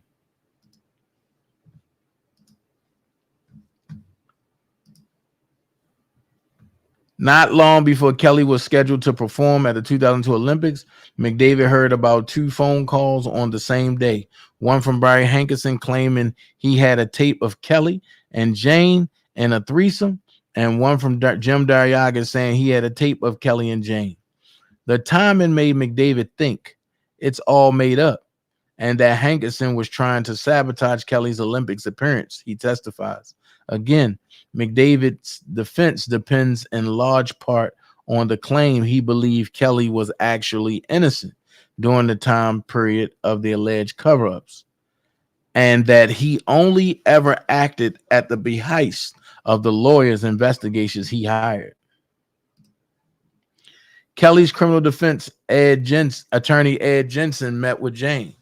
McDavid testifies, though Jensen shooed him out of the room, so he doesn't know what they talked about. Afterward, Jensen told him, I believe her. The tape is a fake, and I'm going to prove it, McDavid said. Whoa. You may recall, and you know what? I'm going to give y'all insight. That's when they kept showing the tape and the mole kept leaving and coming back and leaving and coming back. Okay. You may recall that Jane took the stand earlier in this trial and repeatedly said it was her on the tape, and that Kelly pressured her and her family to lie to authorities about it. McDavid is basically saying that at the time, there's no way he could have known any of that. Facts. Everything I've done told y'all is coming out to play. McDavid says Jensen at the time was ready to go, ready to fight. McDavid then asks for a bathroom break, which presiding judge Harry Levenweber allows. McDavid back on the stand and a meeting with Jane and her parents in McDavid's Oak Park office. He says Jane's father said he was extremely worried about the publicity surrounding R. Kelly and asked if he and his family could get out of town. Oh my God. The truth shall set you free. McDavid says Jensen approved of the family getting out of town. The family ended up taking 2 weekish long trips. McDavid says he adds that R. Kelly, if he wanted to, could have afforded to send them to send the family away for far longer than a few weeks. Gotcha, bro. McDavid repeats to his defense attorney, Bo Brindley, that at the time in the early aughts, he believed that R. Kelly's alleged sex tape was fake. Following the 2002 Sun-Times story, McDavid says the number of civil lawsuits brought against R. Kelly ballooned. He says Jensen told him to settle them, as any of the cases could hurt Kelly in his pending Cook County criminal trial. McDavid says he never signed a settlement himself, that the civil litigation was handled by R. Kelly's other attorney, Jerry Margolis. He also says that as the legal troubles mounted, that R. Kelly broke down, prompted the hiring of a psychiatrist. Jesus Christ. McDavid says he went to see the psychiatrist along with R. Kelly. He says Kelly told the psychiatrist that he never had a relationship with Jane and that the tape was fake, further reinforcing McDavid's conviction that Kelly was innocent. Why would you waste your time going to a psychiatrist if you're not going to tell him the truth, McDavid says. And you know what? Anybody that was in New York when Robert said that to them people and Ann Donnelly told him he was lying, this goes to show that it was a personal attack from Ann Donnelly on Robert Kelly. McDavid's attorney, Bo Brindley, now asking about Jane's 2002 grand jury testimony, in which Jane denied being the woman on the alleged R. Kelly sex tape. McDavid says after reading a transcript of Jane's testimony, he believed that she was telling the truth. At this point, everything she said has been totally consistent. Excuse me. And I believed it, McDavid says. McDavid says R. Kelly was in Florida at the time that he was indicted in Cook County, Illinois. He was arrested in Florida. What did I tell y'all?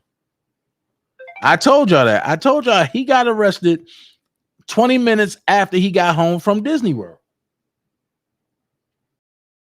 I told y'all that.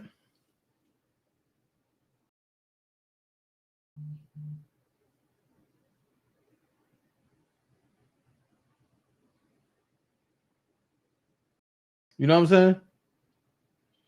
I told y'all that. McDavid says R. Kelly was in Florida at the time that he was indicted in Cook County, Illinois. He was arrested in Florida, which McDavid says surprised him. He says he and Jensen had gotten a promise from law enforcement that Kelly would be allowed to turn himself in. Everything I told y'all is right here. It's coming out.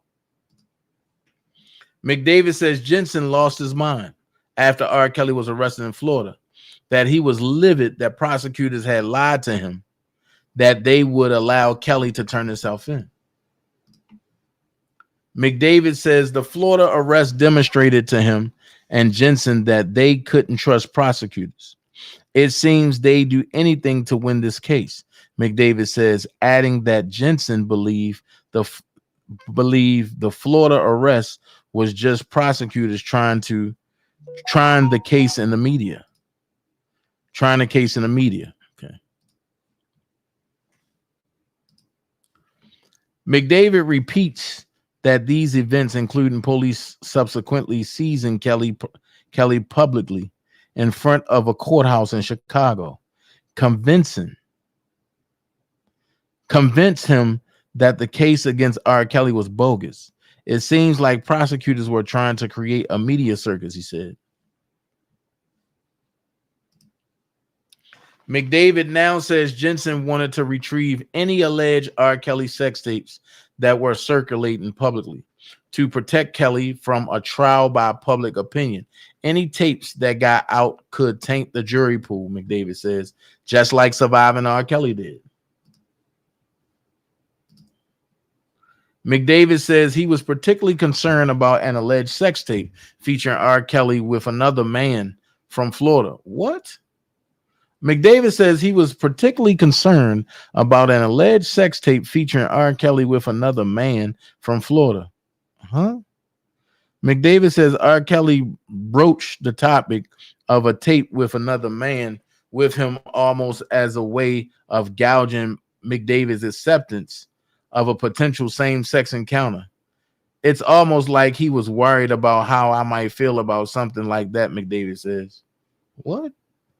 After McDavid says that, Jensen told him to make damn sure he recovered that and any other tapes. Judge Harry Lemweber calls for a 15-minute break in R. Kelly's federal trial in Chicago.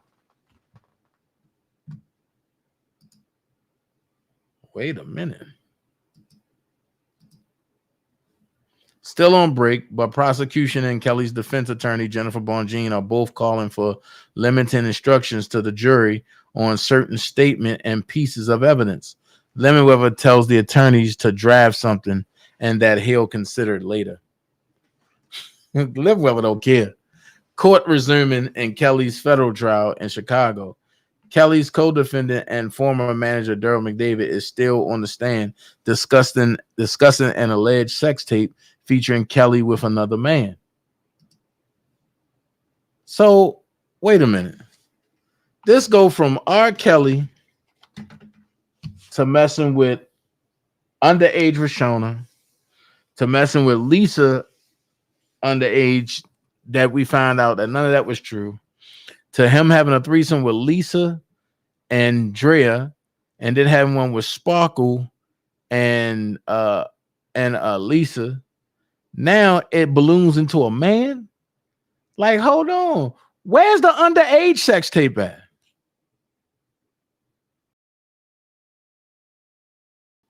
That's my question. Where's the underage sex tape at? Because now we talking about a man, not a boy, but a man.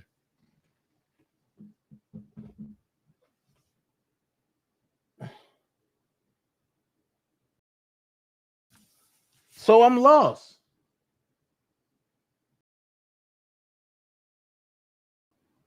I'm lost. So now they alluding to Robert like men. The fact that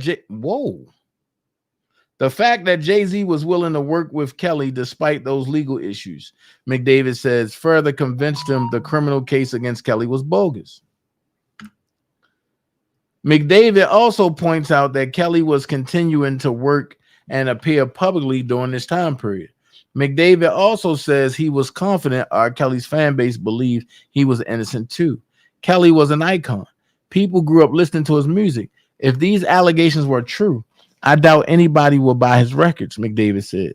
McDavid now telling his attorney that Jane and her parents never asked R. Kelly for money while his Cook County criminal case was pending. He also says that Kelly never instructed him to pay Jane or her family.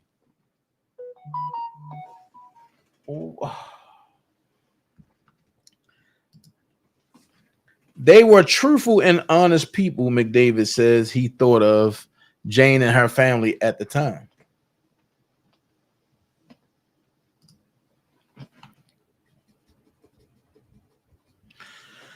Moving on to 2007, McDavid now discussing Lisa Van Allen, an ex-girlfriend of R. Kelly, who earlier in the trial said she took a sex tape from Kelly that allegedly featured herself, Kelly, and an underage Jane.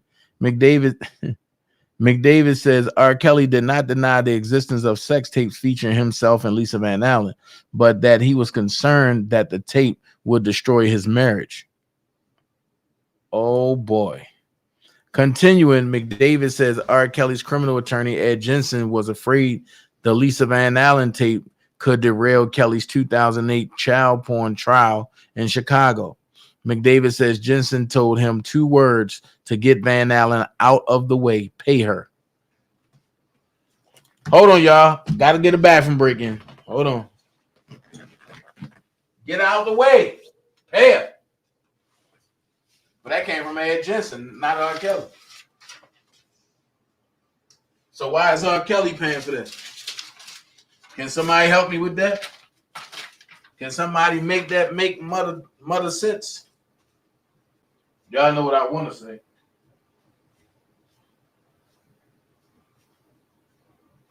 Whew.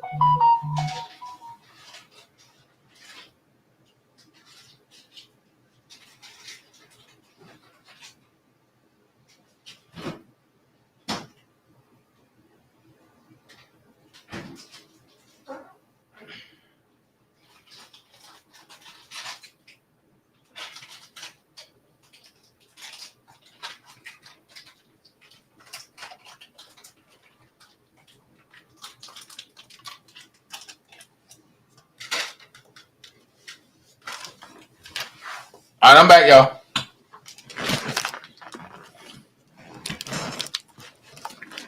All right, thank y'all for holding on.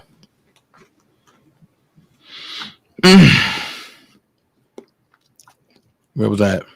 Okay. McDavid says R. Kelly's legal team eventually decided to settle a lawsuit Freeman brought against Kelly just to get him out of the way. This guy's a bad disease who just keep going, who's just going to keep coming back. And McDavid said,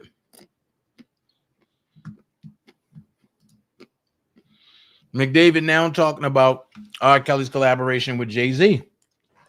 While these legal and publicity issues were mounting in the early aughts.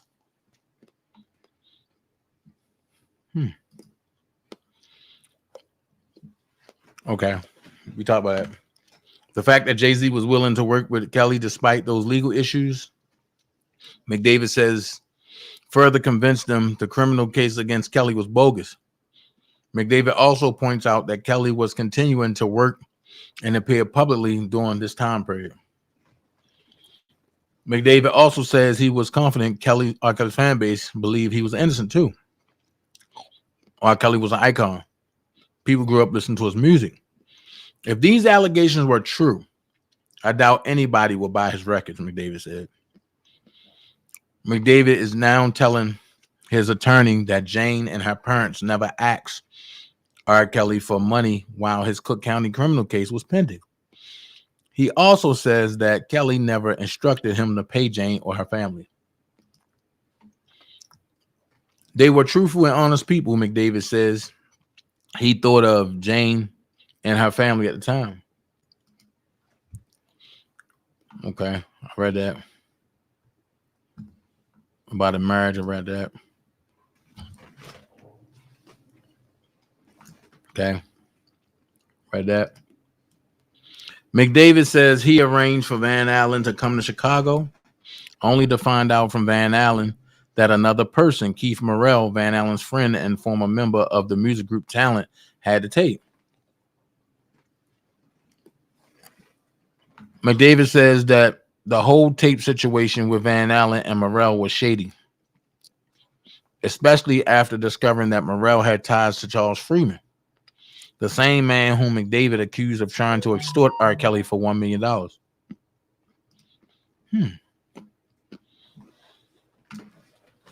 McDavid says Keith Morrell told him that the sex tape featured Van Allen, R. Kelly, and his then wife, Andrea. Here you go. Here you go right there.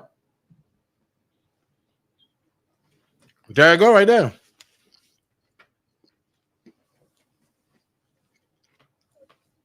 McDavid says Keith Morrell told him that the sex tape featured Van Allen, R. Kelly, and his then wife, Andrea. McDavid says Morrell never mentioned a minor being featured on the tape.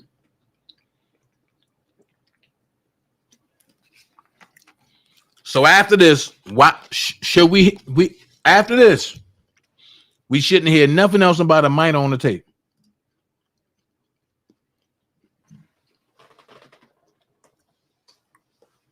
McDavid says Van Allen and Morrell wanted $200,000 to return the tape. When he told R. Kelly's attorney Ed Jensen this, McDavid says Jensen arranged for Morrell to take a polygraph test. There you go right there. It shouldn't be no more mention of minors. McDavid says Morrell's polygraph test was to take place in the Westin Hotel in Chicago, but that he has no information about why Jensen arranged that location. McDavid says he arranged for his co-defendant and R. Kelly former assistant Milton Brown to retrieve the $2,000 Keith Morrell, a $200,000 Keith Morrell wanted, while he went to meet Morrell and polygrapher Lawrence Beaumont at the Westin Hotel. After Brown arrived at the hotel with the $200,000, McDavid says he, Morrell, and Beaumont went to a room for Beaumont to conduct Morrell's polygraph test. The pair went into the room alone. He says before that, he says he showed Morrell that he had the money. While Morrell was taking a polygraph test, his top polygraph test, McDavid says he left the Westin Hotel with the money and went back to his office to wait to hear if Morrell passed the polygraph test. Excuse me. Later that day, and McDavid says he got a call from Ed Jensen to come to his office, bringing a $200,000 with him to Jensen's office. He says Jensen told him and Morrell failed the test and he had some kind of goddamn diss. McDavid says the mention of a diss confused him, as he thought the worry was over a VHS tape. He says Jensen instructed him to give Van Allen and Morrell $20,000 apiece as a show of good faith, but also to tell them to come back with the truth and a VHS tape. McDavid says Van Allen began screaming and crying after he told her that she wouldn't get any more money that day, and no more at all unless they returned with a VHS tape. Oh, God. And a positive polygraph test. That's crazy. Why would she start screaming and hollering? When Morrell and Van Allen came back to Chicago, and McDavid says, and Morrell took another polygraph at the hotel, and McDavid can't remember which one. He says he didn't go to the hotel for his second polygraph in 2007, as Morrell and Beaumont were already acquainted.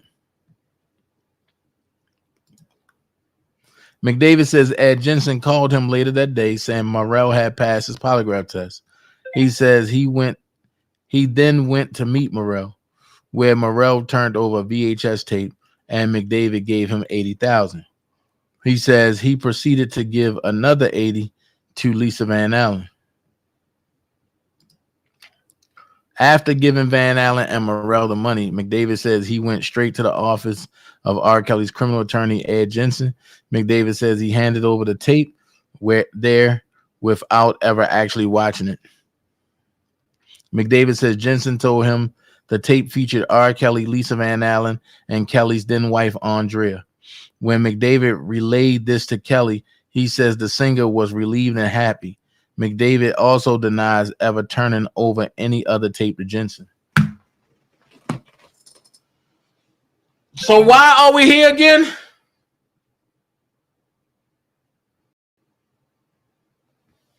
Why are we here again? This is extortion. The same thing Don Russell was trying to do. McDavid says he noted the $200,000 he gave to Van Allen and Morrell on R. Kelly's tax report to the IRS. He says he had nothing to hide, as the tape was Robert and his wife. These were all grown people. McDavid's attorney decides to end this round of questioning there, and presiding judge Harry Levenweather decides to call a lunch break. R. Kelly's federal trial in Chicago will resume in roughly an hour.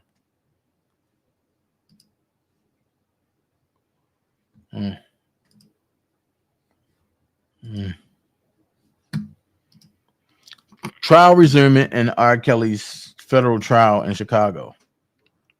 Kelly's co-defendant and former manager Daryl McDavid is still giving direct testimony to his defense attorney, Bo Brinley. But Brinley says he expects to wrap up his questions for McDavid by 3:30 p.m. McDavid's attorney decides.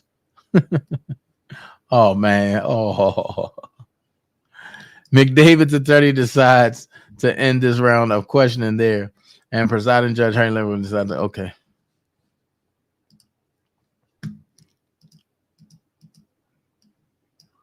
Brinley asks McDavid if, after McDavid paid Lisa Van Allen for the return of R. Kelly's sex tape, Van Allen ever demanded more money from the singer. McDavid says yes.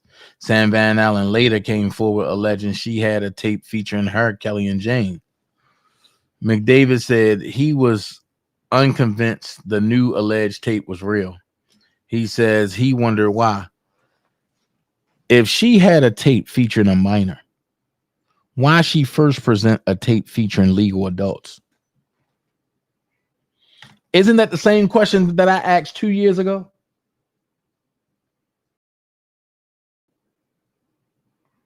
Didn't I ask y'all that 2 years ago?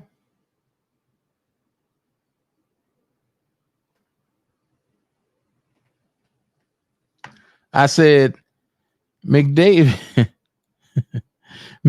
said he was unconvinced the new alleged tape was real. He says he wondered why. If she had a tape featuring a minor, why she first present a tape featuring legal adults?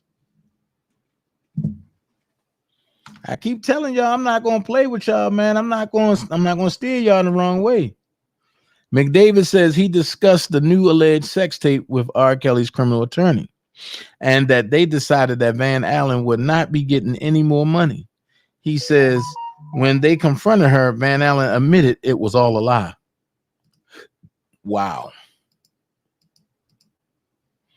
What I tell you?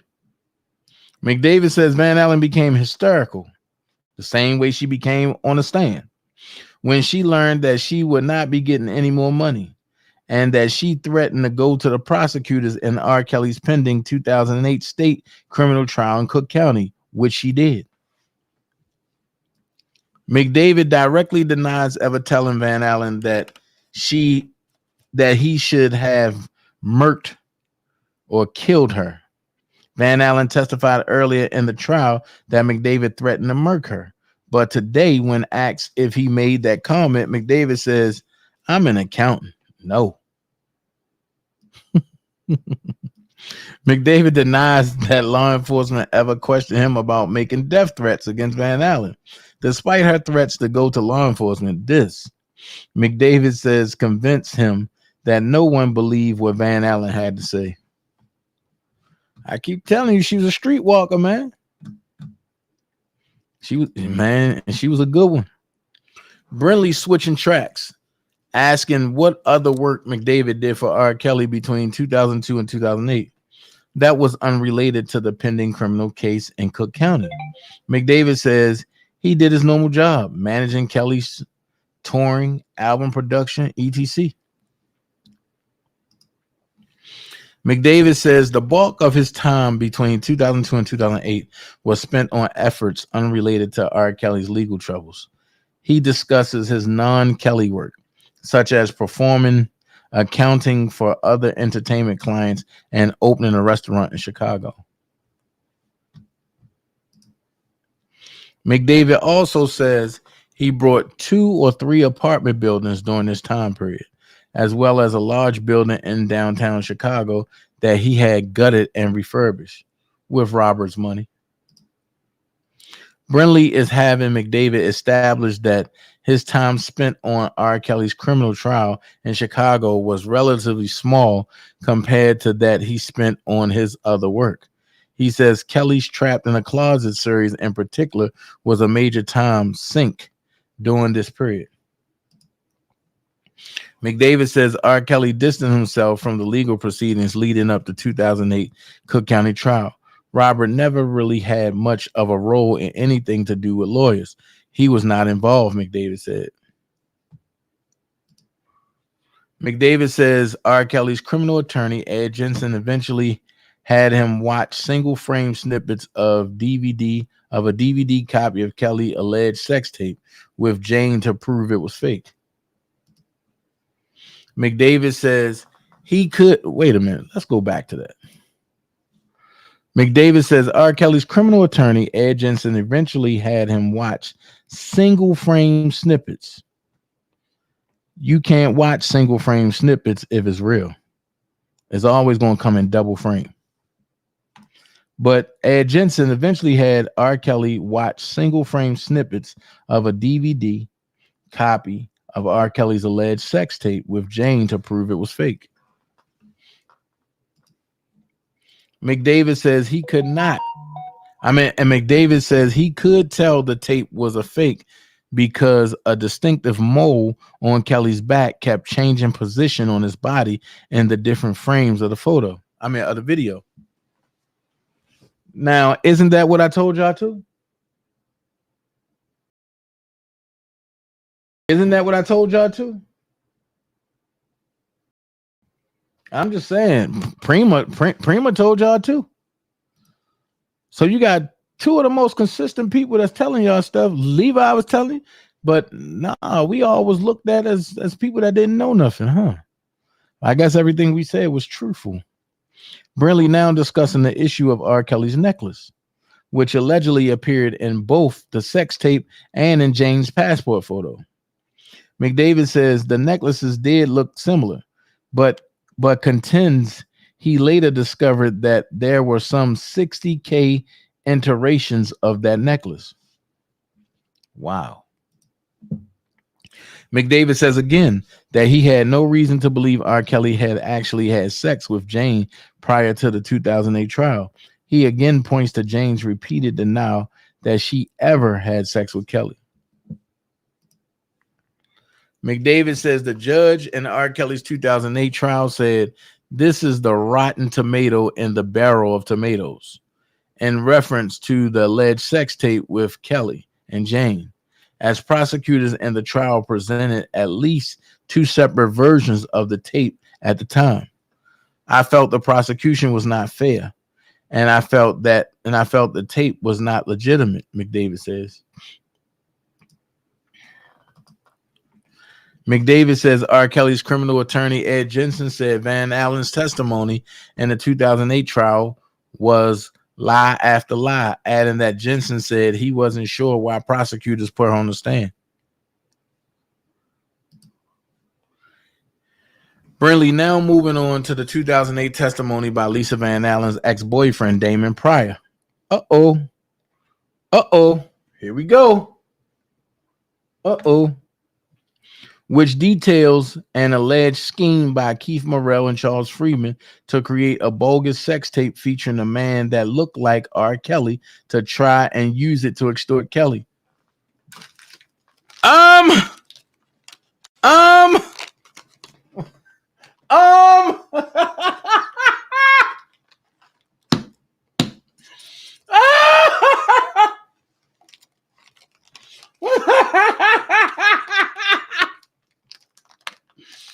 Throw my mama from the train.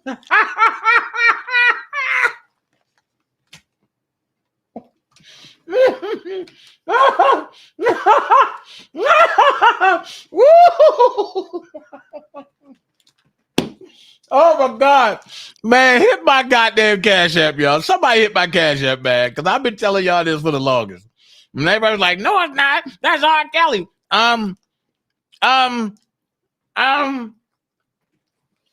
That's under testimony tape.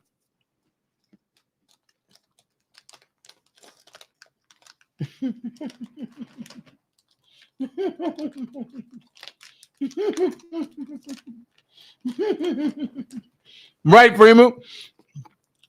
Hey, y'all. Make them haters mad and hit the Cash App, bro. $ official Dana J. Make them haters mad. You know what I mean? Because the haters, they over here watching. So make them mad and hit the Cash App. Half of them can't read anyway. So make them mad and hit the Cash App.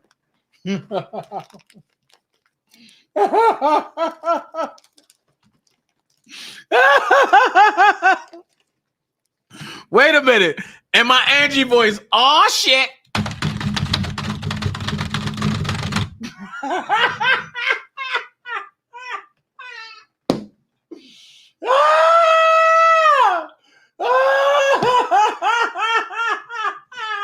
Chris Starry said it the best. Hold on. I'm going to put this up there.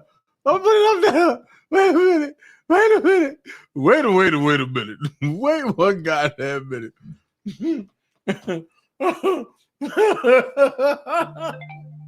I'm just saying, and my Angie voice, ah shit, y'all better leave me alone. Fuck y'all.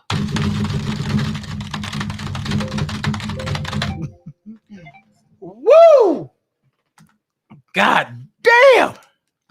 I tried to tell you. McDavid, man, I'm gonna read it again. Brinley now moving on to the 2008 testimony by Lisa Van Allen's ex-boyfriend Damon Pryor, which details an alleged scheme by Keith Morrell and Charles Freeman to create a bogus sex tape featuring a man that looked like R. Kelly to try and use it to extort R. Kelly. I'm just saying, I've been telling y'all what's been going on for the longest. McDavid says hearing about these details from Pryor's interview with lawyers further convinced him that the alleged sex tape with Jane and R. Kelly was fake. The only truth there was that this was a fake tape, McDavid says. Lord have mercy. Lord have mercy. After Lisa Van Allen gave testimony in R. Kelly's 2008 trial, that mentioned Charles Freeman, McDavid says Freeman announced a press conference. McDavid says he thought this was going to be another extortion attempt on Freeman's part. And McDavid said, shit, I'm white. I ain't used to all this shit. No, McDavid said, shit, I'm white. I ain't used to all this shit. Wait a minute, goddammit. Y'all calling press conferences and shit? What the hell going on? Wait a minute. Hold the hell on. Wait a minute. Wait the hell a minute. Hold on. Somebody please tell me what the fuck is going on. I don't know. I'm reading headlines after headlines. What the fuck? That's really what the fuck I want to know. What the fuck is going on? Somebody please tell me what the fuck is going on. I don't know. I'm reading headlines after headlines. What the fuck? That's really what the fuck I want to know. What the fuck is going on? Oh Lord, help me, Lord. Roll, Jordan, roll. Roll, excuse me. Roll, Jordan, roll. Look at my soul on the rise. Man, this is crazy. Like, yo, y'all really doing this? Like, bro, y'all really playing this type of game? Y'all really playing this type of game? Like, I'm just sitting here laughing because everything I told y'all, everything I told the whole YouTube facility, folks were saying I didn't know what I was talking about. Man, one day they'll listen. One day they'll listen. Let's get back into it. Durrell said, after Lisa Van Allen gave testimony in R. Kelly's 2008 trial that mentioned Charles Freeman, McDavid says Freeman announced a press conference. McDavid says he thought this was going to be another extortion attempt on Freeman's part. Durrell funny as shit. Durrell funny as hell. Durrell funny as hell. McDavid says R. Kelly called him when the singer learned of Freeman's press conference, relating that Freeman had demanded $100,000 to counsel it. Here we go. McDavid says when he told R. Kelly's criminal attorney Ed Jensen about Freeman's press conference, Jensen was livid. I can't believe this piece of shit is trying to do this. Man, pay him. McDavid said, Jensen said. And McDavid tells Brinley that Jensen was eager to pay Freeman because after having worked on R. Kelly's trial for some 7 years, and just as it looked like Kelly was going to win, he did not want their legal victory to be derailed by Freeman's alleged threat. McDavid says he and Jensen were afraid that letting Freeman give false statements to the press would impact the jury and potentially tank their case. So McDavid says he got $100,000 in cash to give to Freeman via a messenger. Excuse me. Contradicting Freeman's own testimony from earlier in this trial, McDavid denies ever personally handing over $100,000 to Freeman during the 2008 Cook County proceedings. Yeah, because they got a messenger to do it. Okay, hold on. When R. Kelly was acquitted of the 21 state child porn charges in 2008, McDavid says he was happy. and that he thought he did the right thing. He's now audibly crying on the stand. Whoa. McDavid now says more than a decade later, he has more information that is affecting his views of Kelly's actions, but Brinley denies going deeper into the subject, saying he'll circle back to it at the end of McDavid's testimony. What? McDavid says he only saw Jane at R. Kelly's home once after the 2008 trial had already ended. But he also says Freeman tried once more to get money out of Kelly via a 2009 civil lawsuit. McDavid says he had not a shred of doubt that the lawsuit was extortion. McDavid now discussing how he had a different civil attorney handle Freeman's 2009 lawsuit, given the death of R. Kelly's prior civil attorney, Gary Margolis, in 2008. Brinley asks McDavid to characterize his relationship with Margolis at the time of his death. McDavid says he heard from Margolis' family that I was one of the 5 people he wanted to say goodbye to. I think that answers your question.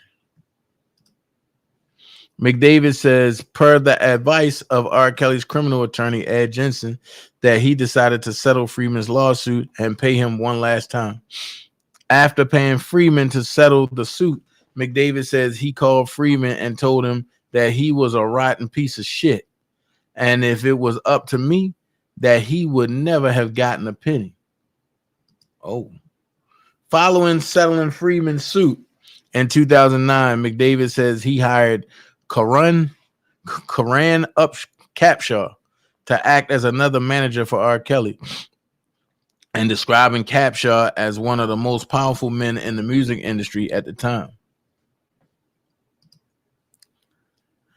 McDavid also says he convinced R. Kelly to go to Africa around this time, where he ended up opening the FIFA 210 World Cup in South Africa.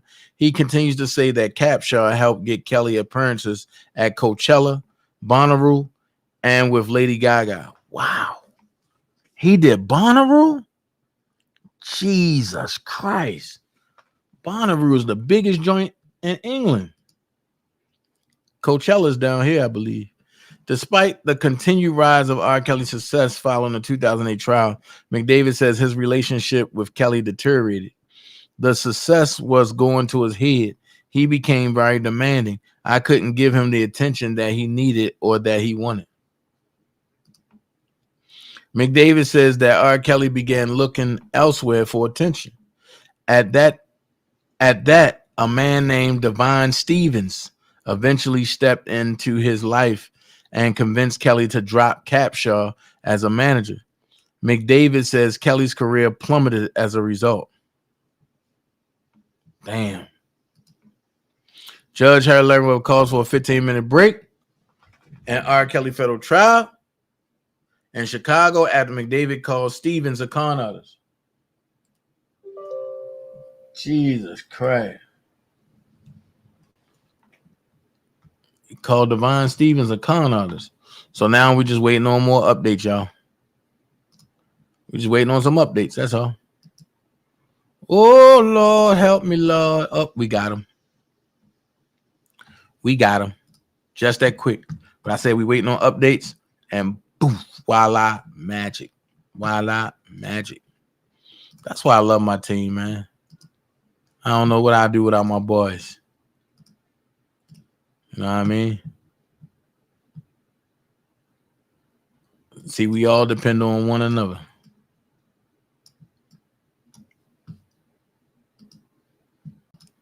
All right. R. Kelly's attorney, Jennifer Bongine, is NPW, objecting to the possibility of Daryl McDavid's defense attorney, Bo Brinley, leading his client to deliver testimony damning Kelly. McDavid insinuated earlier that his opinion of Kelly's action has changed since 2008. Judge Harry Levenwell calls for a 15-minute break. Okay, talk about that. Presiding Judge Harry Levenwell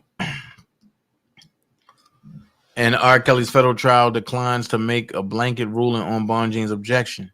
Jury returns from break, and Brinley continues his questions for McDavid. Brinley begins asking McDavid how his relationship with R. Kelly began deteriorating after the 2008 Cook County trial. Just as McDavid begins to speak, though, Bonjean calls for a sidebar.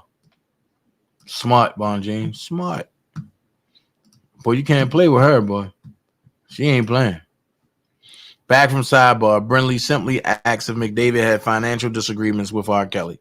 McDavid says yes, and discusses a meeting he attended with Kelly and Divine Stevens about those disagreements. Sparing details, McDavid only says he and R. Kelly weren't able to resolve those differences at the meeting. This led to his departure as Kelly's manager and to McDavid's hiring of law firm Novak and Macy. Motherfucker.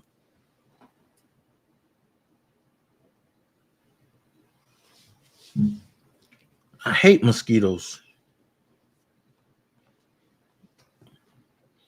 Kelly's okay. McDavid only says he and R. Kelly weren't able to resolve those differences at the meeting.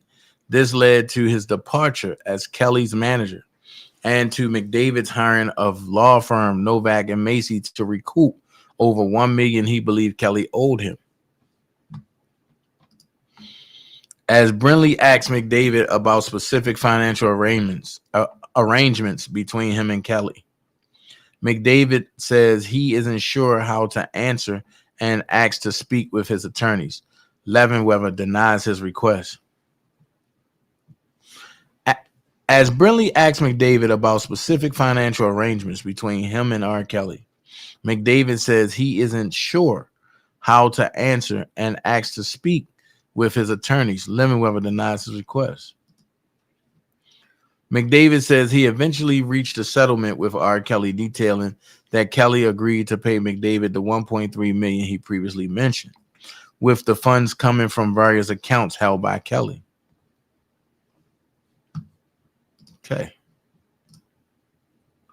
Brinley continues to get into the weeds about the $1.3 million settlement agreement between R. Kelly and McDavid, eventually ending up discussing a confidentiality clause in the agreement. McDavid says it used standard language. All right. So now we're waiting to see if there's any more updates to come out of it. If so, you will know. If not, then guess what? We're going to have fun.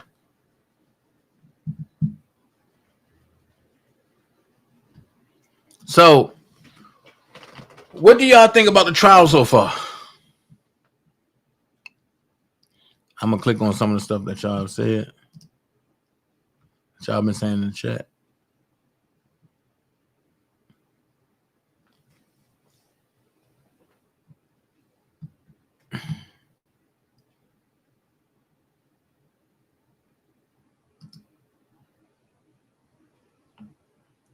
Prima tell Dana to play it. To play what?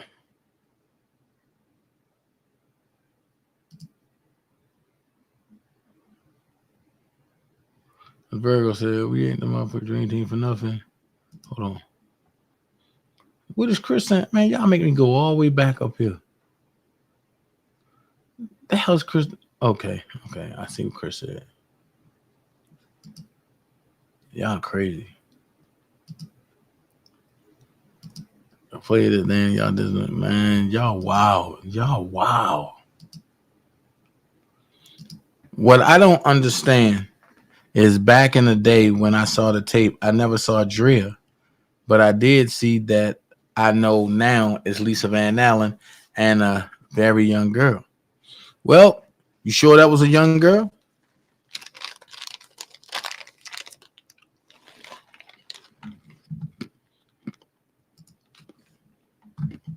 Watch this.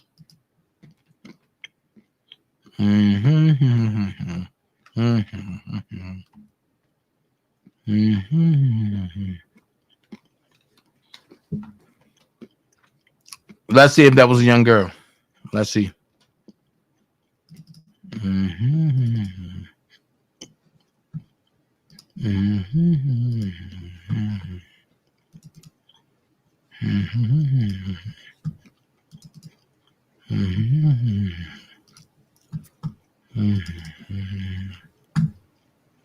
Mm-hmm.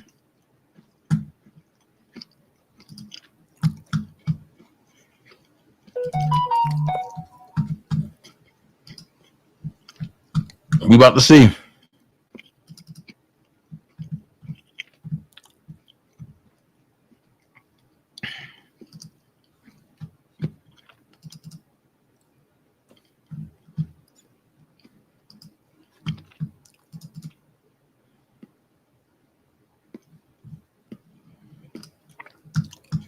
You about to see, okay? And we gonna do it like this.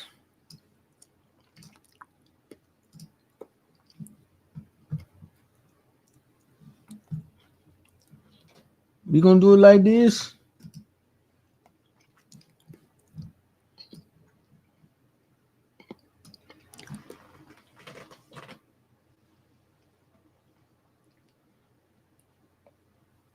We gonna do it like this,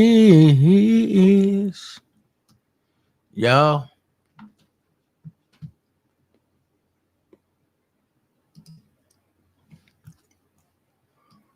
We gonna do it like this.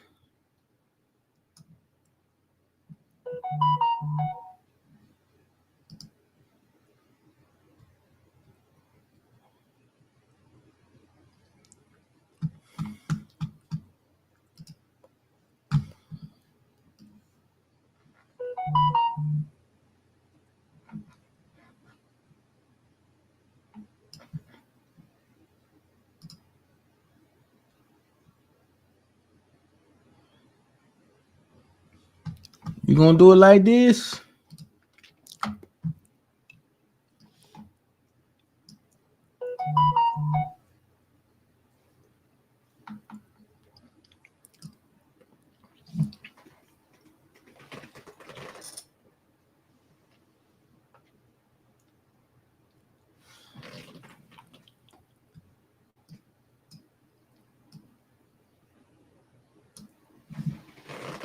We gonna do it like that.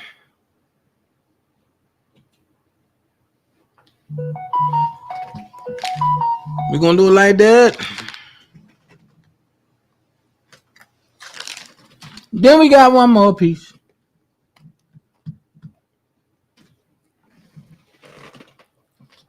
Do y'all see the placement of another person under the UV light?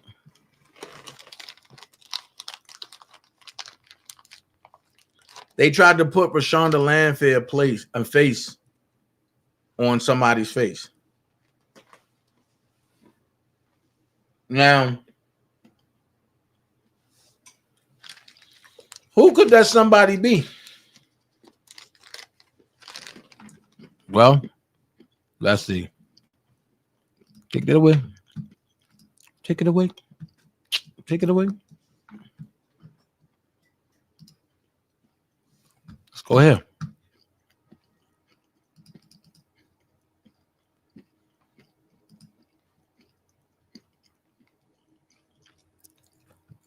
Mm-hmm.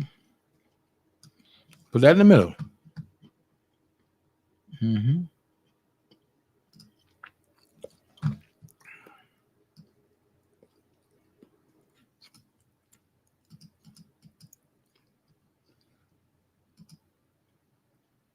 Mm-hmm.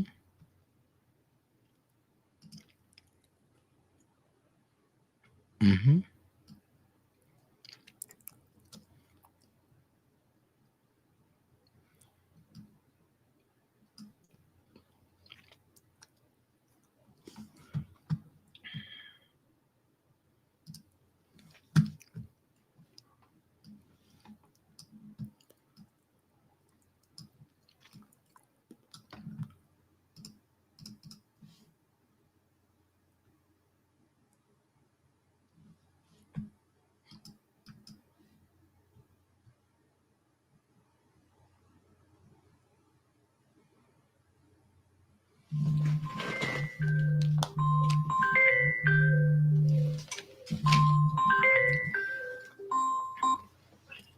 I'll call you back. I'm live.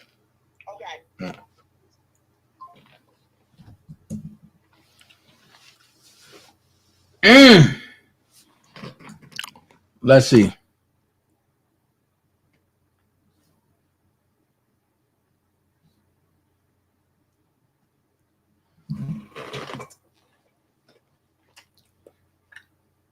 Move up the jawline, baby. We need to see.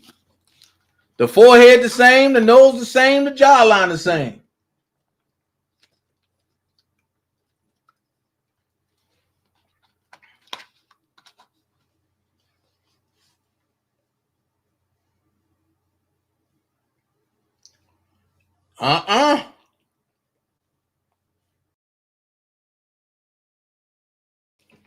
What up, Midas? My bro back. What up, Midas? But look, if it look like a duck, if it talk like a duck, it can't be a dog.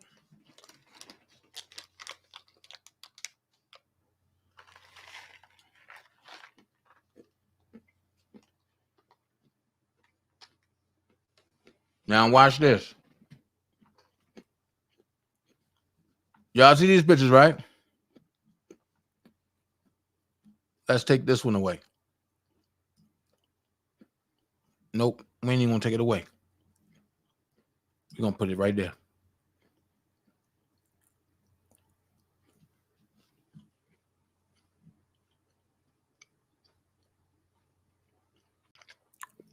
Nope, we're gonna take it away.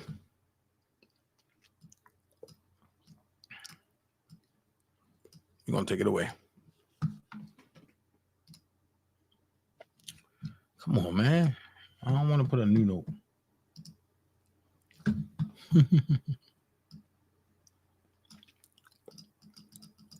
Ha ha ha ha ha. Catch me if you can, and I can run like the gingerbread man. I like doing this.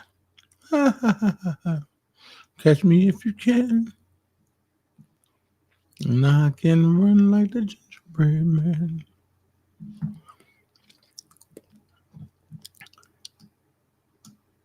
Boy, them hairlines is like it's unbelievable how your hairline keep running from me.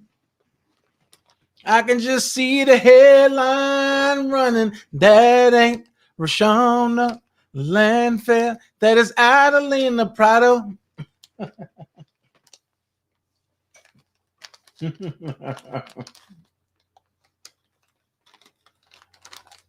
I said that's Adelina Prado.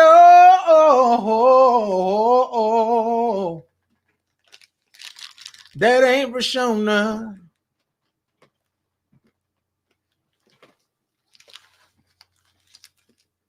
Told y'all.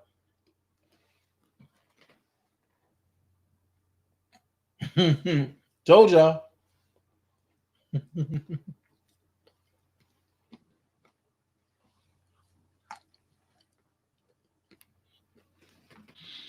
I can get one better. Same ones.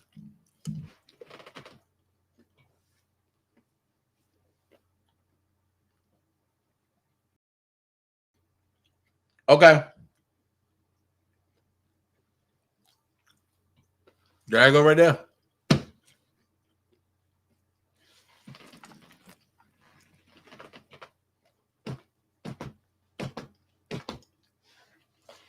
There it is right there.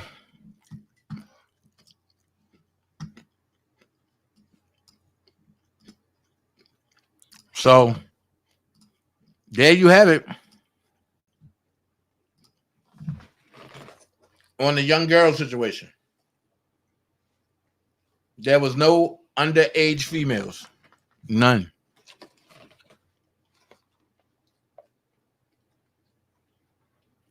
Yep, you definitely can see that.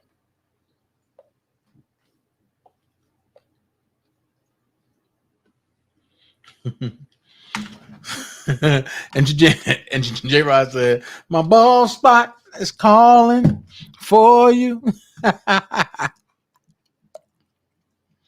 See, I'm wise enough to know when I gotta get my baby hairs laid down.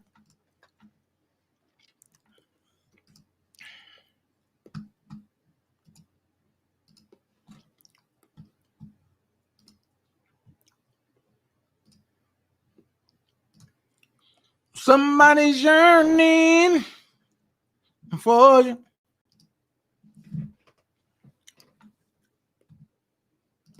All right.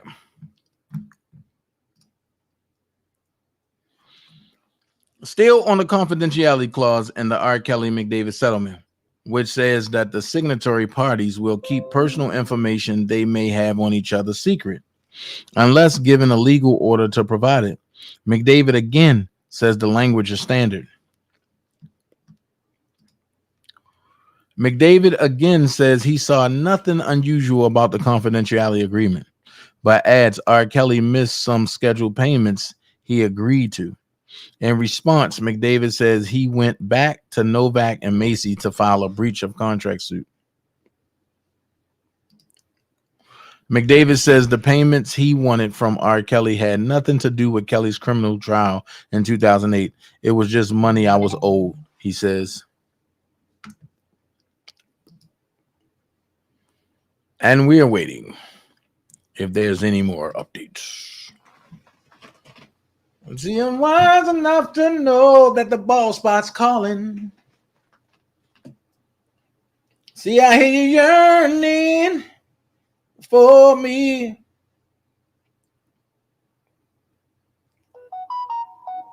That ball spot is calling. I hear you calling. That ball spot's yearning. I hear you calling. That ball spot's yearning.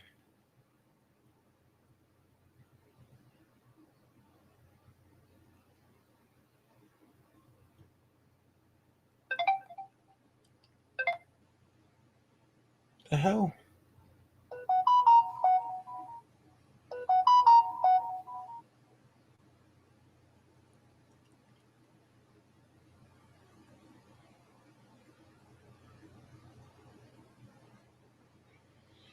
When was the last time that I heard you say, hairdresser, that ball spot is calling me? When was the last time that I heard you say that ball spot was really calling me?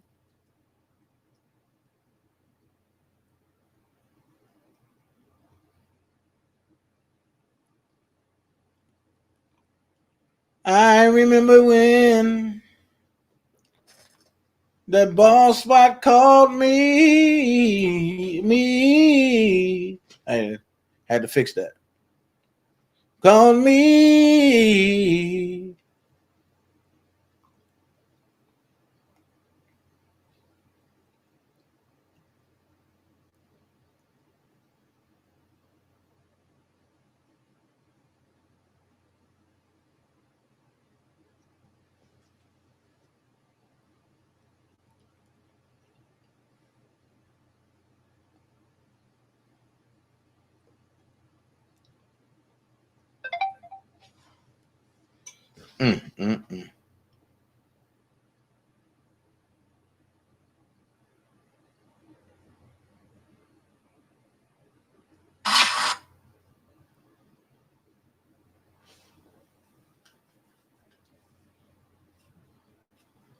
Good to you.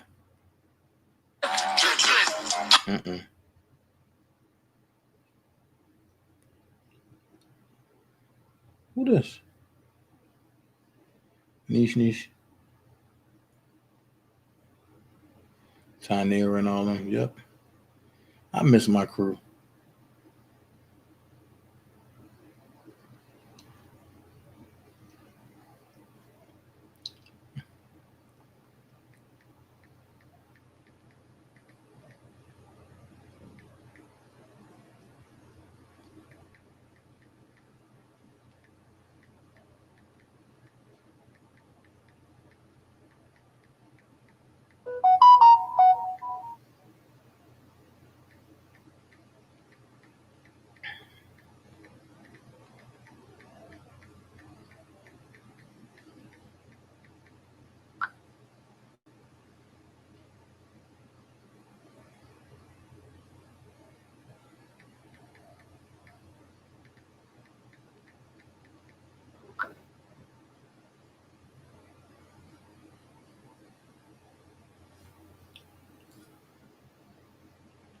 Man, hey, don't forget.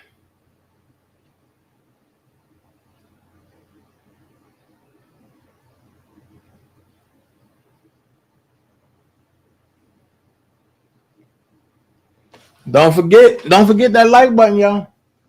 That like, share, subscribe. That like, share, subscribe. Don't forget. Oh, let's go. I'm all in my phone. Brinley now getting into different. Whoa. Brinley now getting into different payments R. Kelly made to Jane's father. McDavid says it was just Kelly paying a friend and employee, and that, they were small amounts, usually less than $10K, compared to the money Kelly paid to settle civil suits. The theme emerging here is Brinley establishing that many of the payments R. Kelly has made to different parties since 2008, including to McDavid and Jane, are unconnected to Kelly's Cook County criminal trial. Okay. I can see that. I can see that.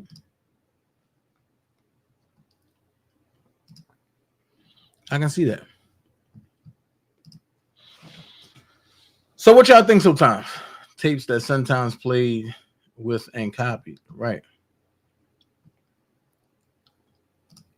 Oh, Willie, I'm on it. I'm on it, Willie. I'm on it. Look, check your email. I'm on it. I'm on it, Willie. I'm on it. Congratulations, EJ, on your blessings. What happened, EJ? No doubt, EJ, good luck with the truck loading job, though.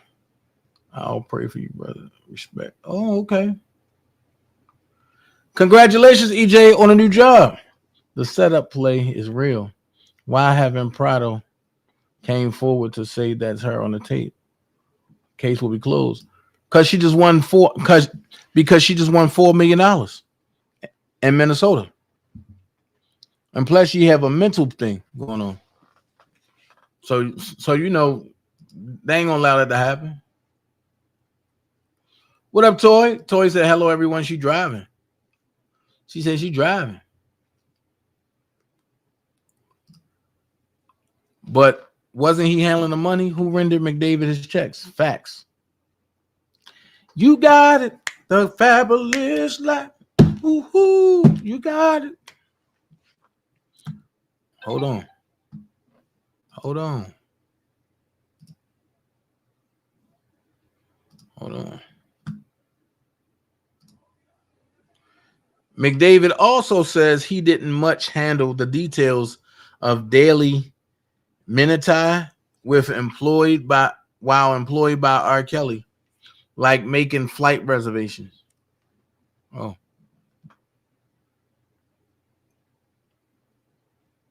Oh. Okay. Whatever that means. Minutiae? I never heard that before.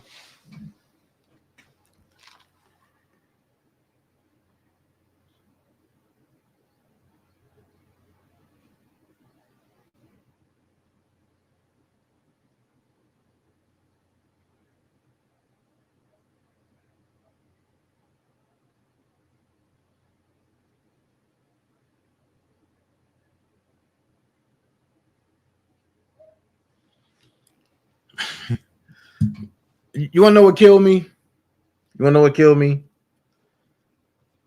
Them YTF people be looking for places to go, and they will link up with anybody.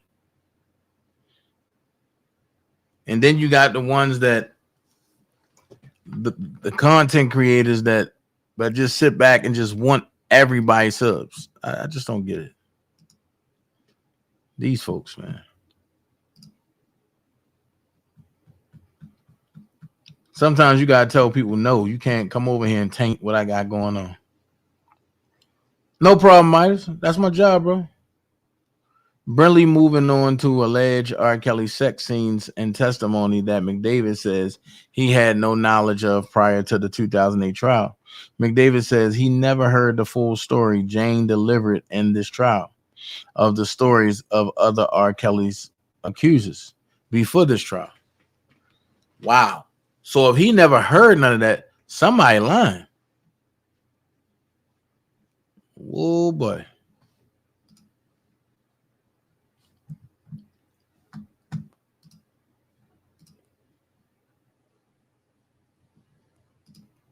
McDavid says his beliefs on R. Kelly's actions now have been impacted by information he didn't have access to in prior years. Uh-oh. Here come, oh boy, here come the trouble. McDavid says his beliefs on R. Kelly's actions now have been impacted by information he didn't have access to in prior years. Okay.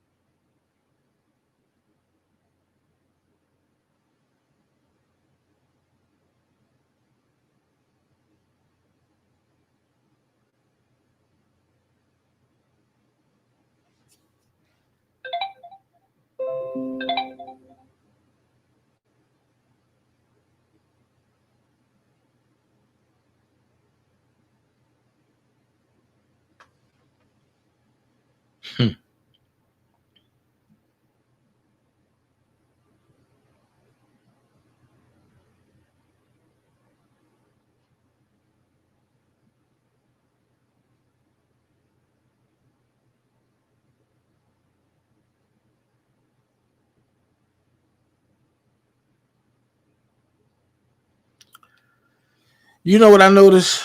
That chick and Melissa Renee, she's in all of the drama. She's in all the drama.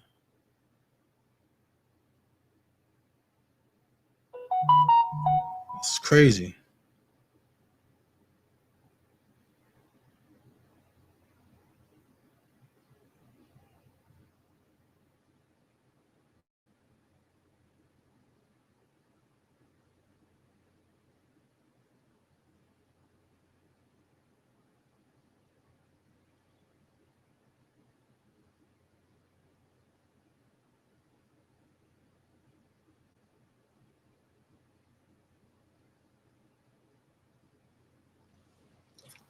These people crazy.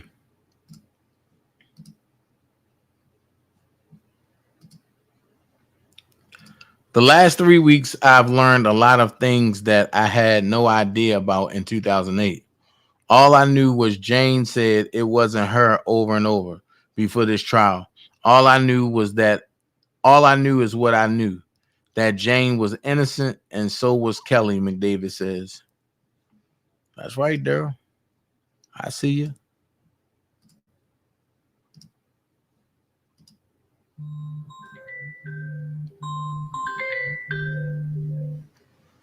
Hold on, y'all.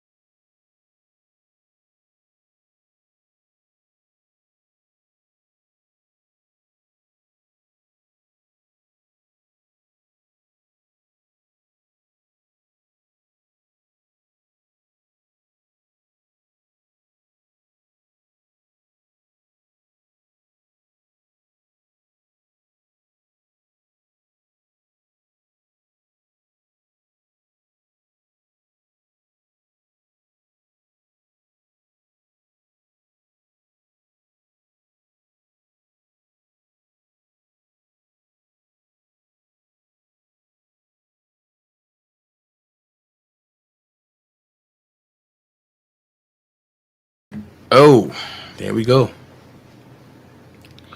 There we go. All right, I'm back. Oh Lord.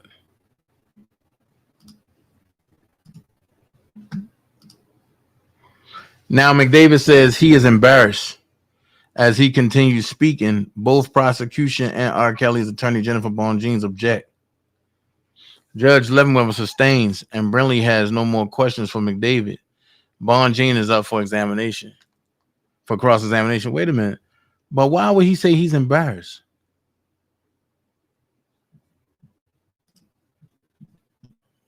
That's weird.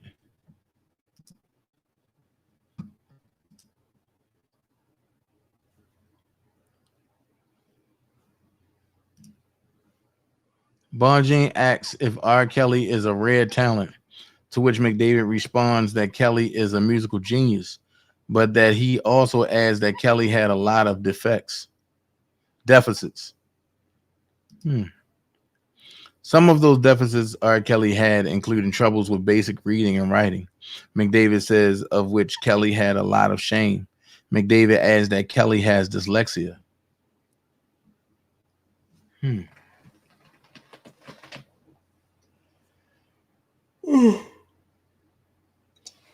I want to know, what is he ashamed about?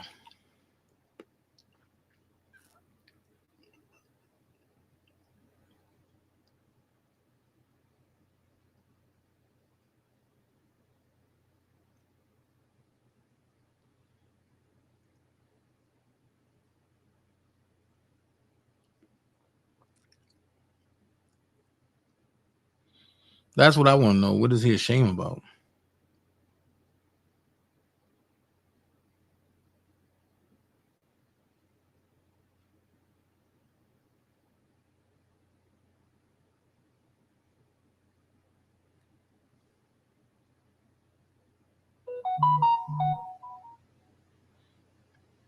What is there to be ashamed about? That's what I want to know.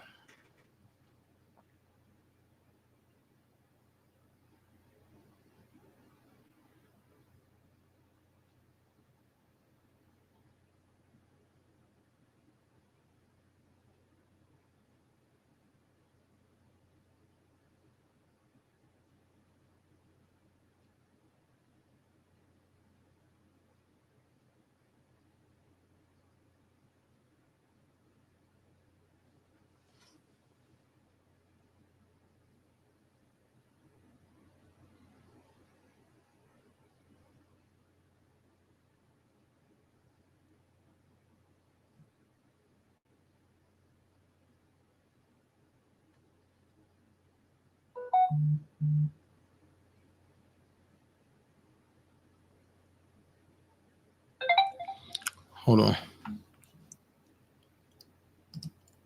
I was looking at something that didn't make sense.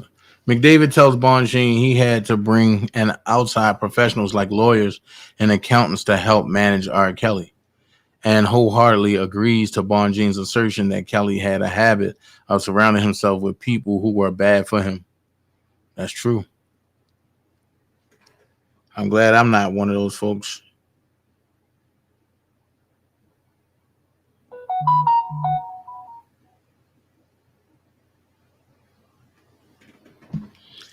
You know, I'm.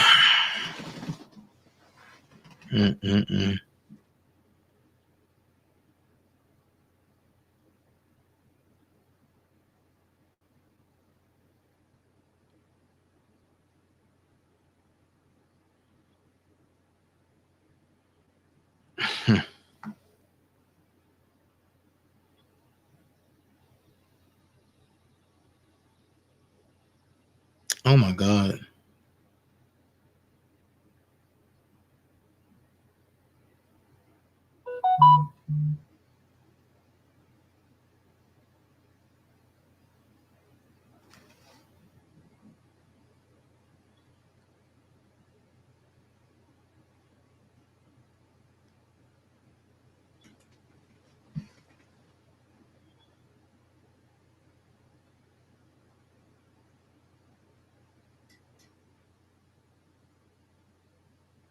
So So I'm gonna go here, man.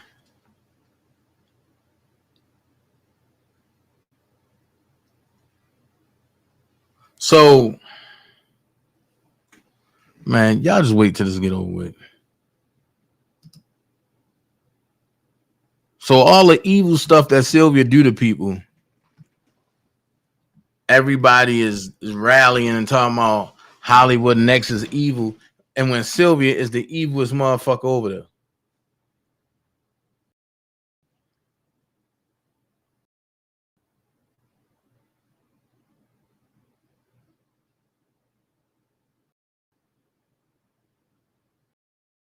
And Melissa Renee used to be all up in Hollywood chat.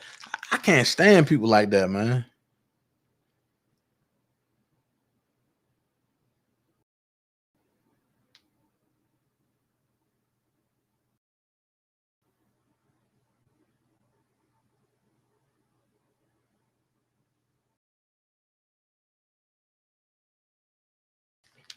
Rabbit, 1969.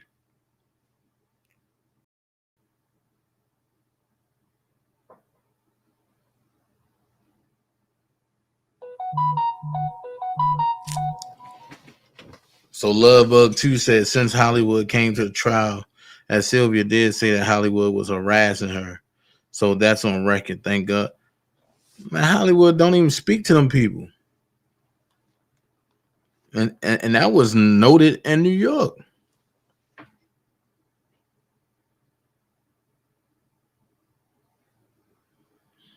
Yo, it's the same ringleader people, man.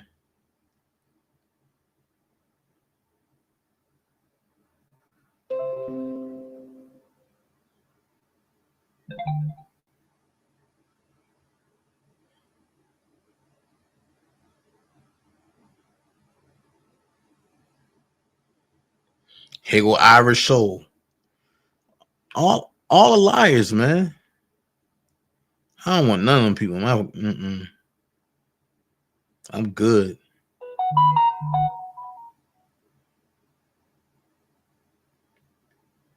I'm good.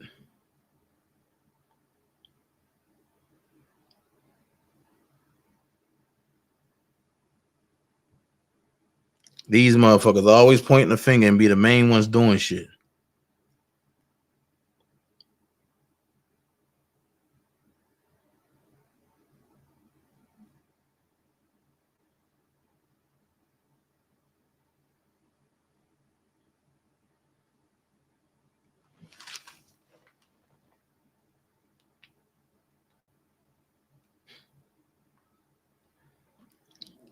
Hold on. Time out. I got something to say. Time out.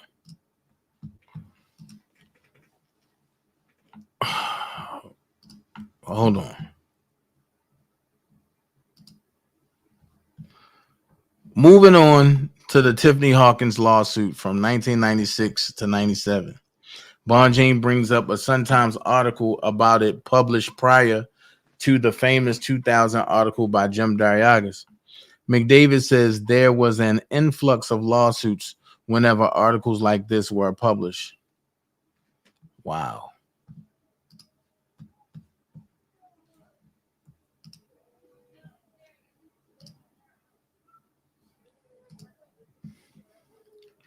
Bonjean springboards from the topic to discuss Jerry Margolis, positing that the famous lawyer would not stoop to associate himself with someone he considered a sexual predator of children. McDavid agrees, but prosecution objects. Wow. I'm going to say this, and I'm going to go here. It's not the fact that people don't, it's not the fact that people don't. I'm going to go here because I'm going to make this statement real quick. It's not the fact that people don't want people going to different channels. It's not that people trying to control nobody. But it's the fact that everybody channel don't have the same spirit as the next channel. Y'all see everybody that's connected with the dream team, and we all got the same spirit. Now, them other folks, they don't have that spirit, but that we have. So as I'm looking at some messages, right? I'm looking at some crazy stuff. Because when a shark attack mouth was going back and forth with JoJo, right? Shim said, when she kept saying catfish, and JoJo said, who is catfish? She said Angie with the 2 E's. But as I look in the chat, there's Angie with the 2 E's with an R. Kelly picture. So what Angie was you talking about then, and what Angie was you talking about now? See, this is what I mean when I say these people are flighty and bipolar as hell. All of them was in my chat at one time. I'm glad none of them in my chat.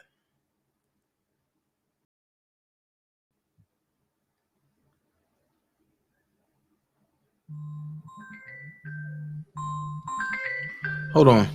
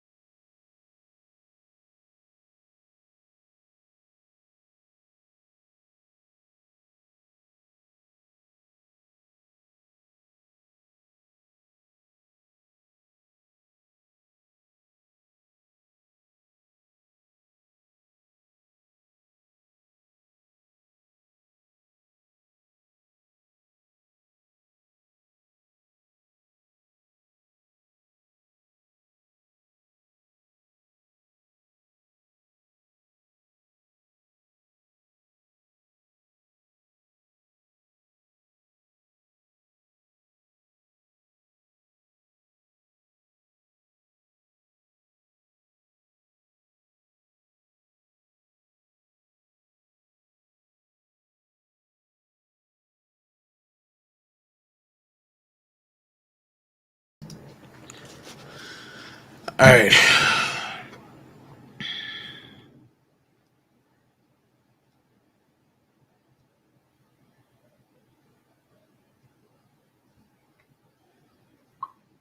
So as they come in and updates, I'm going to be updating like now.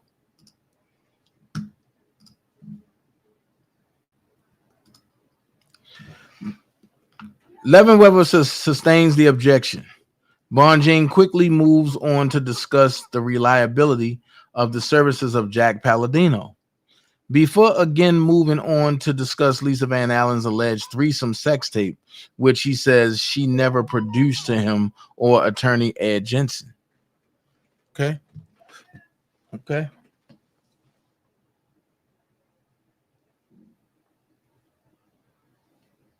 Okay.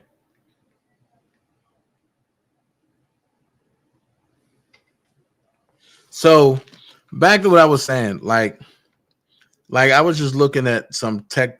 I'm looking at the chat messages, right? And at the end of the day, right? I'm just saying, like, it's real crazy how people do things. It's just real crazy to me because these folks do whatever they want to people, and then when stuff come back to them, then all of a sudden this is what's going on. Oh my God, the people so bad. This and this. No, people ain't bad. People tired of y'all stuff.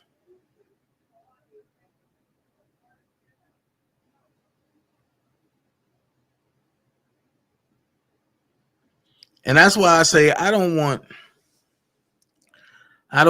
none of them in my chat. I don't care.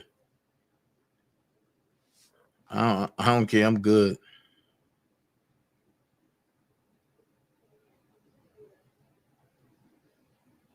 I'm good.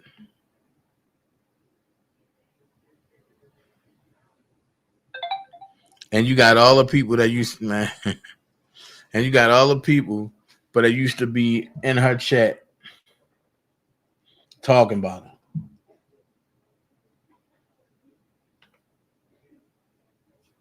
That's crazy.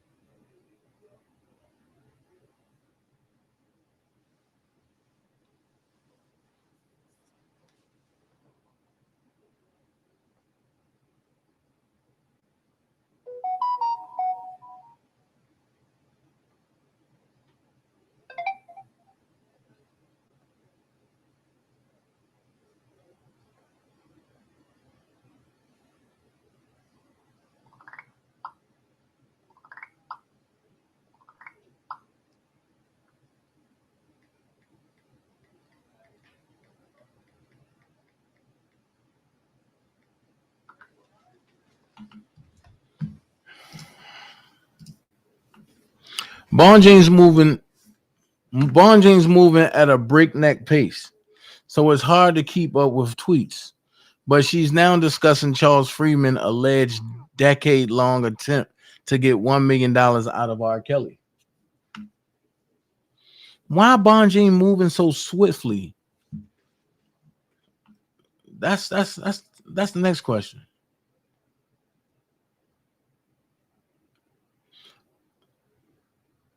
Wally.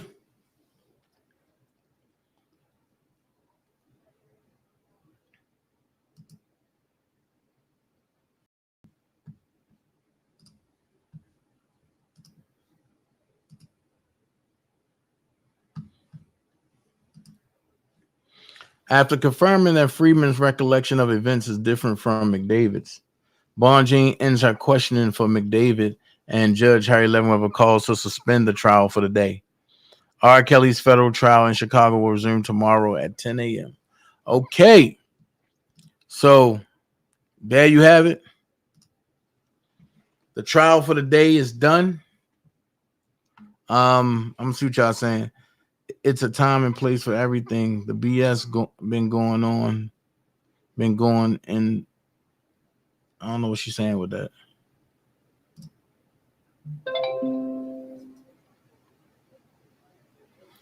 The why he trying to throw shade at R. Kelly. Okay. For 3 years. Been going on for 3 years. Okay. Yeah, but I mean, Sylvia started it. And until people realize that, hold on. Hello, this is you call from.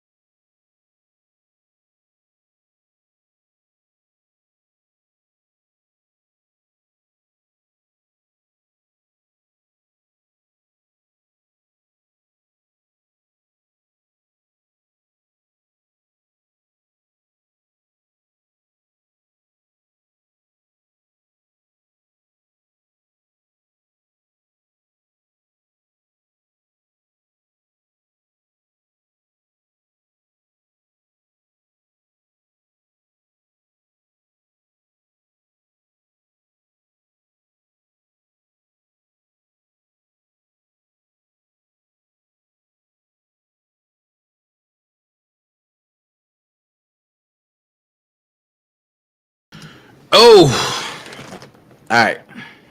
Had to take that call.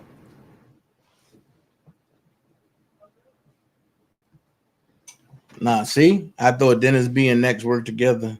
He on Twitter saying she filed a false report. Everybody not your friend. Georgia girl, you must ain't been in the chat. Nah, but they been but they had an issue. They had an issue.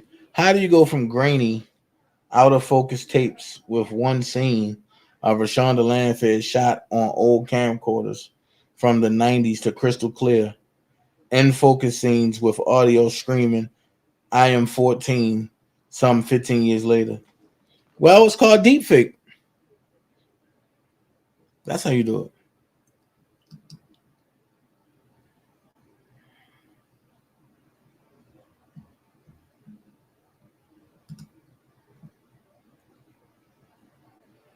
Of course, definitely. You got to shout out to Willie for bringing the trial updates. Definitely shout out to Willie because Willie been holding me down. The crazy thing is, you know, she's going to go live trash talking and acting like she's so tough. Cage fought. Man, she's a clown. And you right, Callie. She's a clown. But all them people over there that's in them other folks' chats, man, I don't want none of them over here. I ain't gonna lie. I'm good.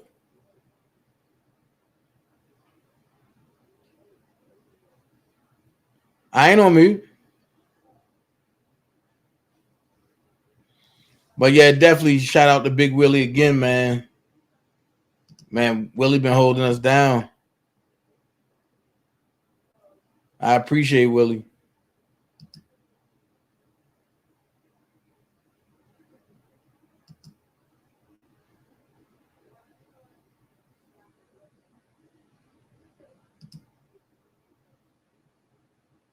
I know, Dana, people are fed up. Look how she trying doing you.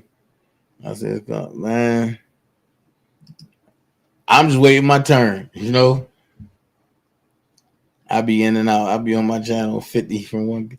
That's what I'm talking about. That's what I'm talking about. Building, Georgia girl. I'm proud of you.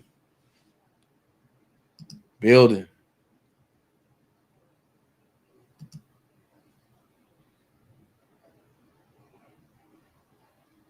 Come already catching them all, and she ain't done. I appreciate you again, King. Thanks, Willie.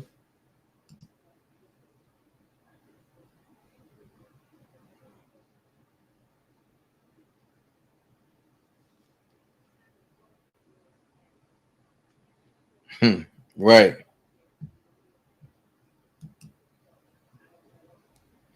Brace for tomorrow. The prosecution cross is going to be bad. Not really. Because I expect it to be tough, but I don't think it's going to be bad because a lot of the questions the prosecution want to ask, Judge Leavenworth said no.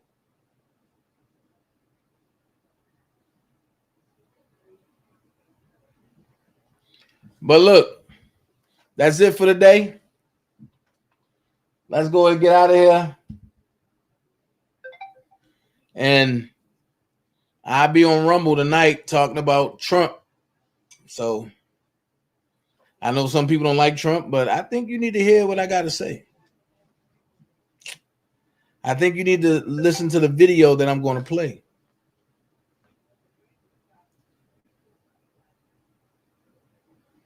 Closing statements for tomorrow. Ooh. All right, cool, EJ. Let's do that thing. Let's do it. But I appreciate all of y'all. I'm up out of here. Y'all be blessed. I got to catch up on some sports that I missed out on. All right? So y'all be blessed. I'm up out of here. And if you missed it, just catch the replay. But one thing for sure, two things for certain. I'm going to be walking in and out like this.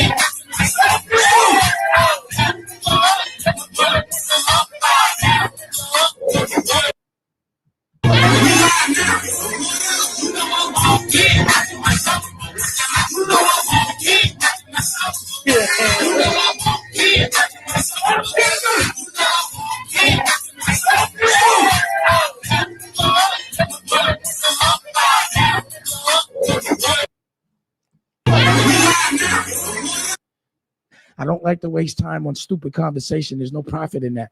So if I'm around people that are always complaining with no solutions, then I'm wasting real estate in my brain for what I need to project. And what I project in my brain is what I project in my reality. So that real estate only has to be for evolution, things that are going to help me get where I got to go. You understand? Help me evolve. So if my conversation with you makes me stagnate, we don't have too much conversation either. I don't have no time for no stupid ass conversation. Say you love it, what you gonna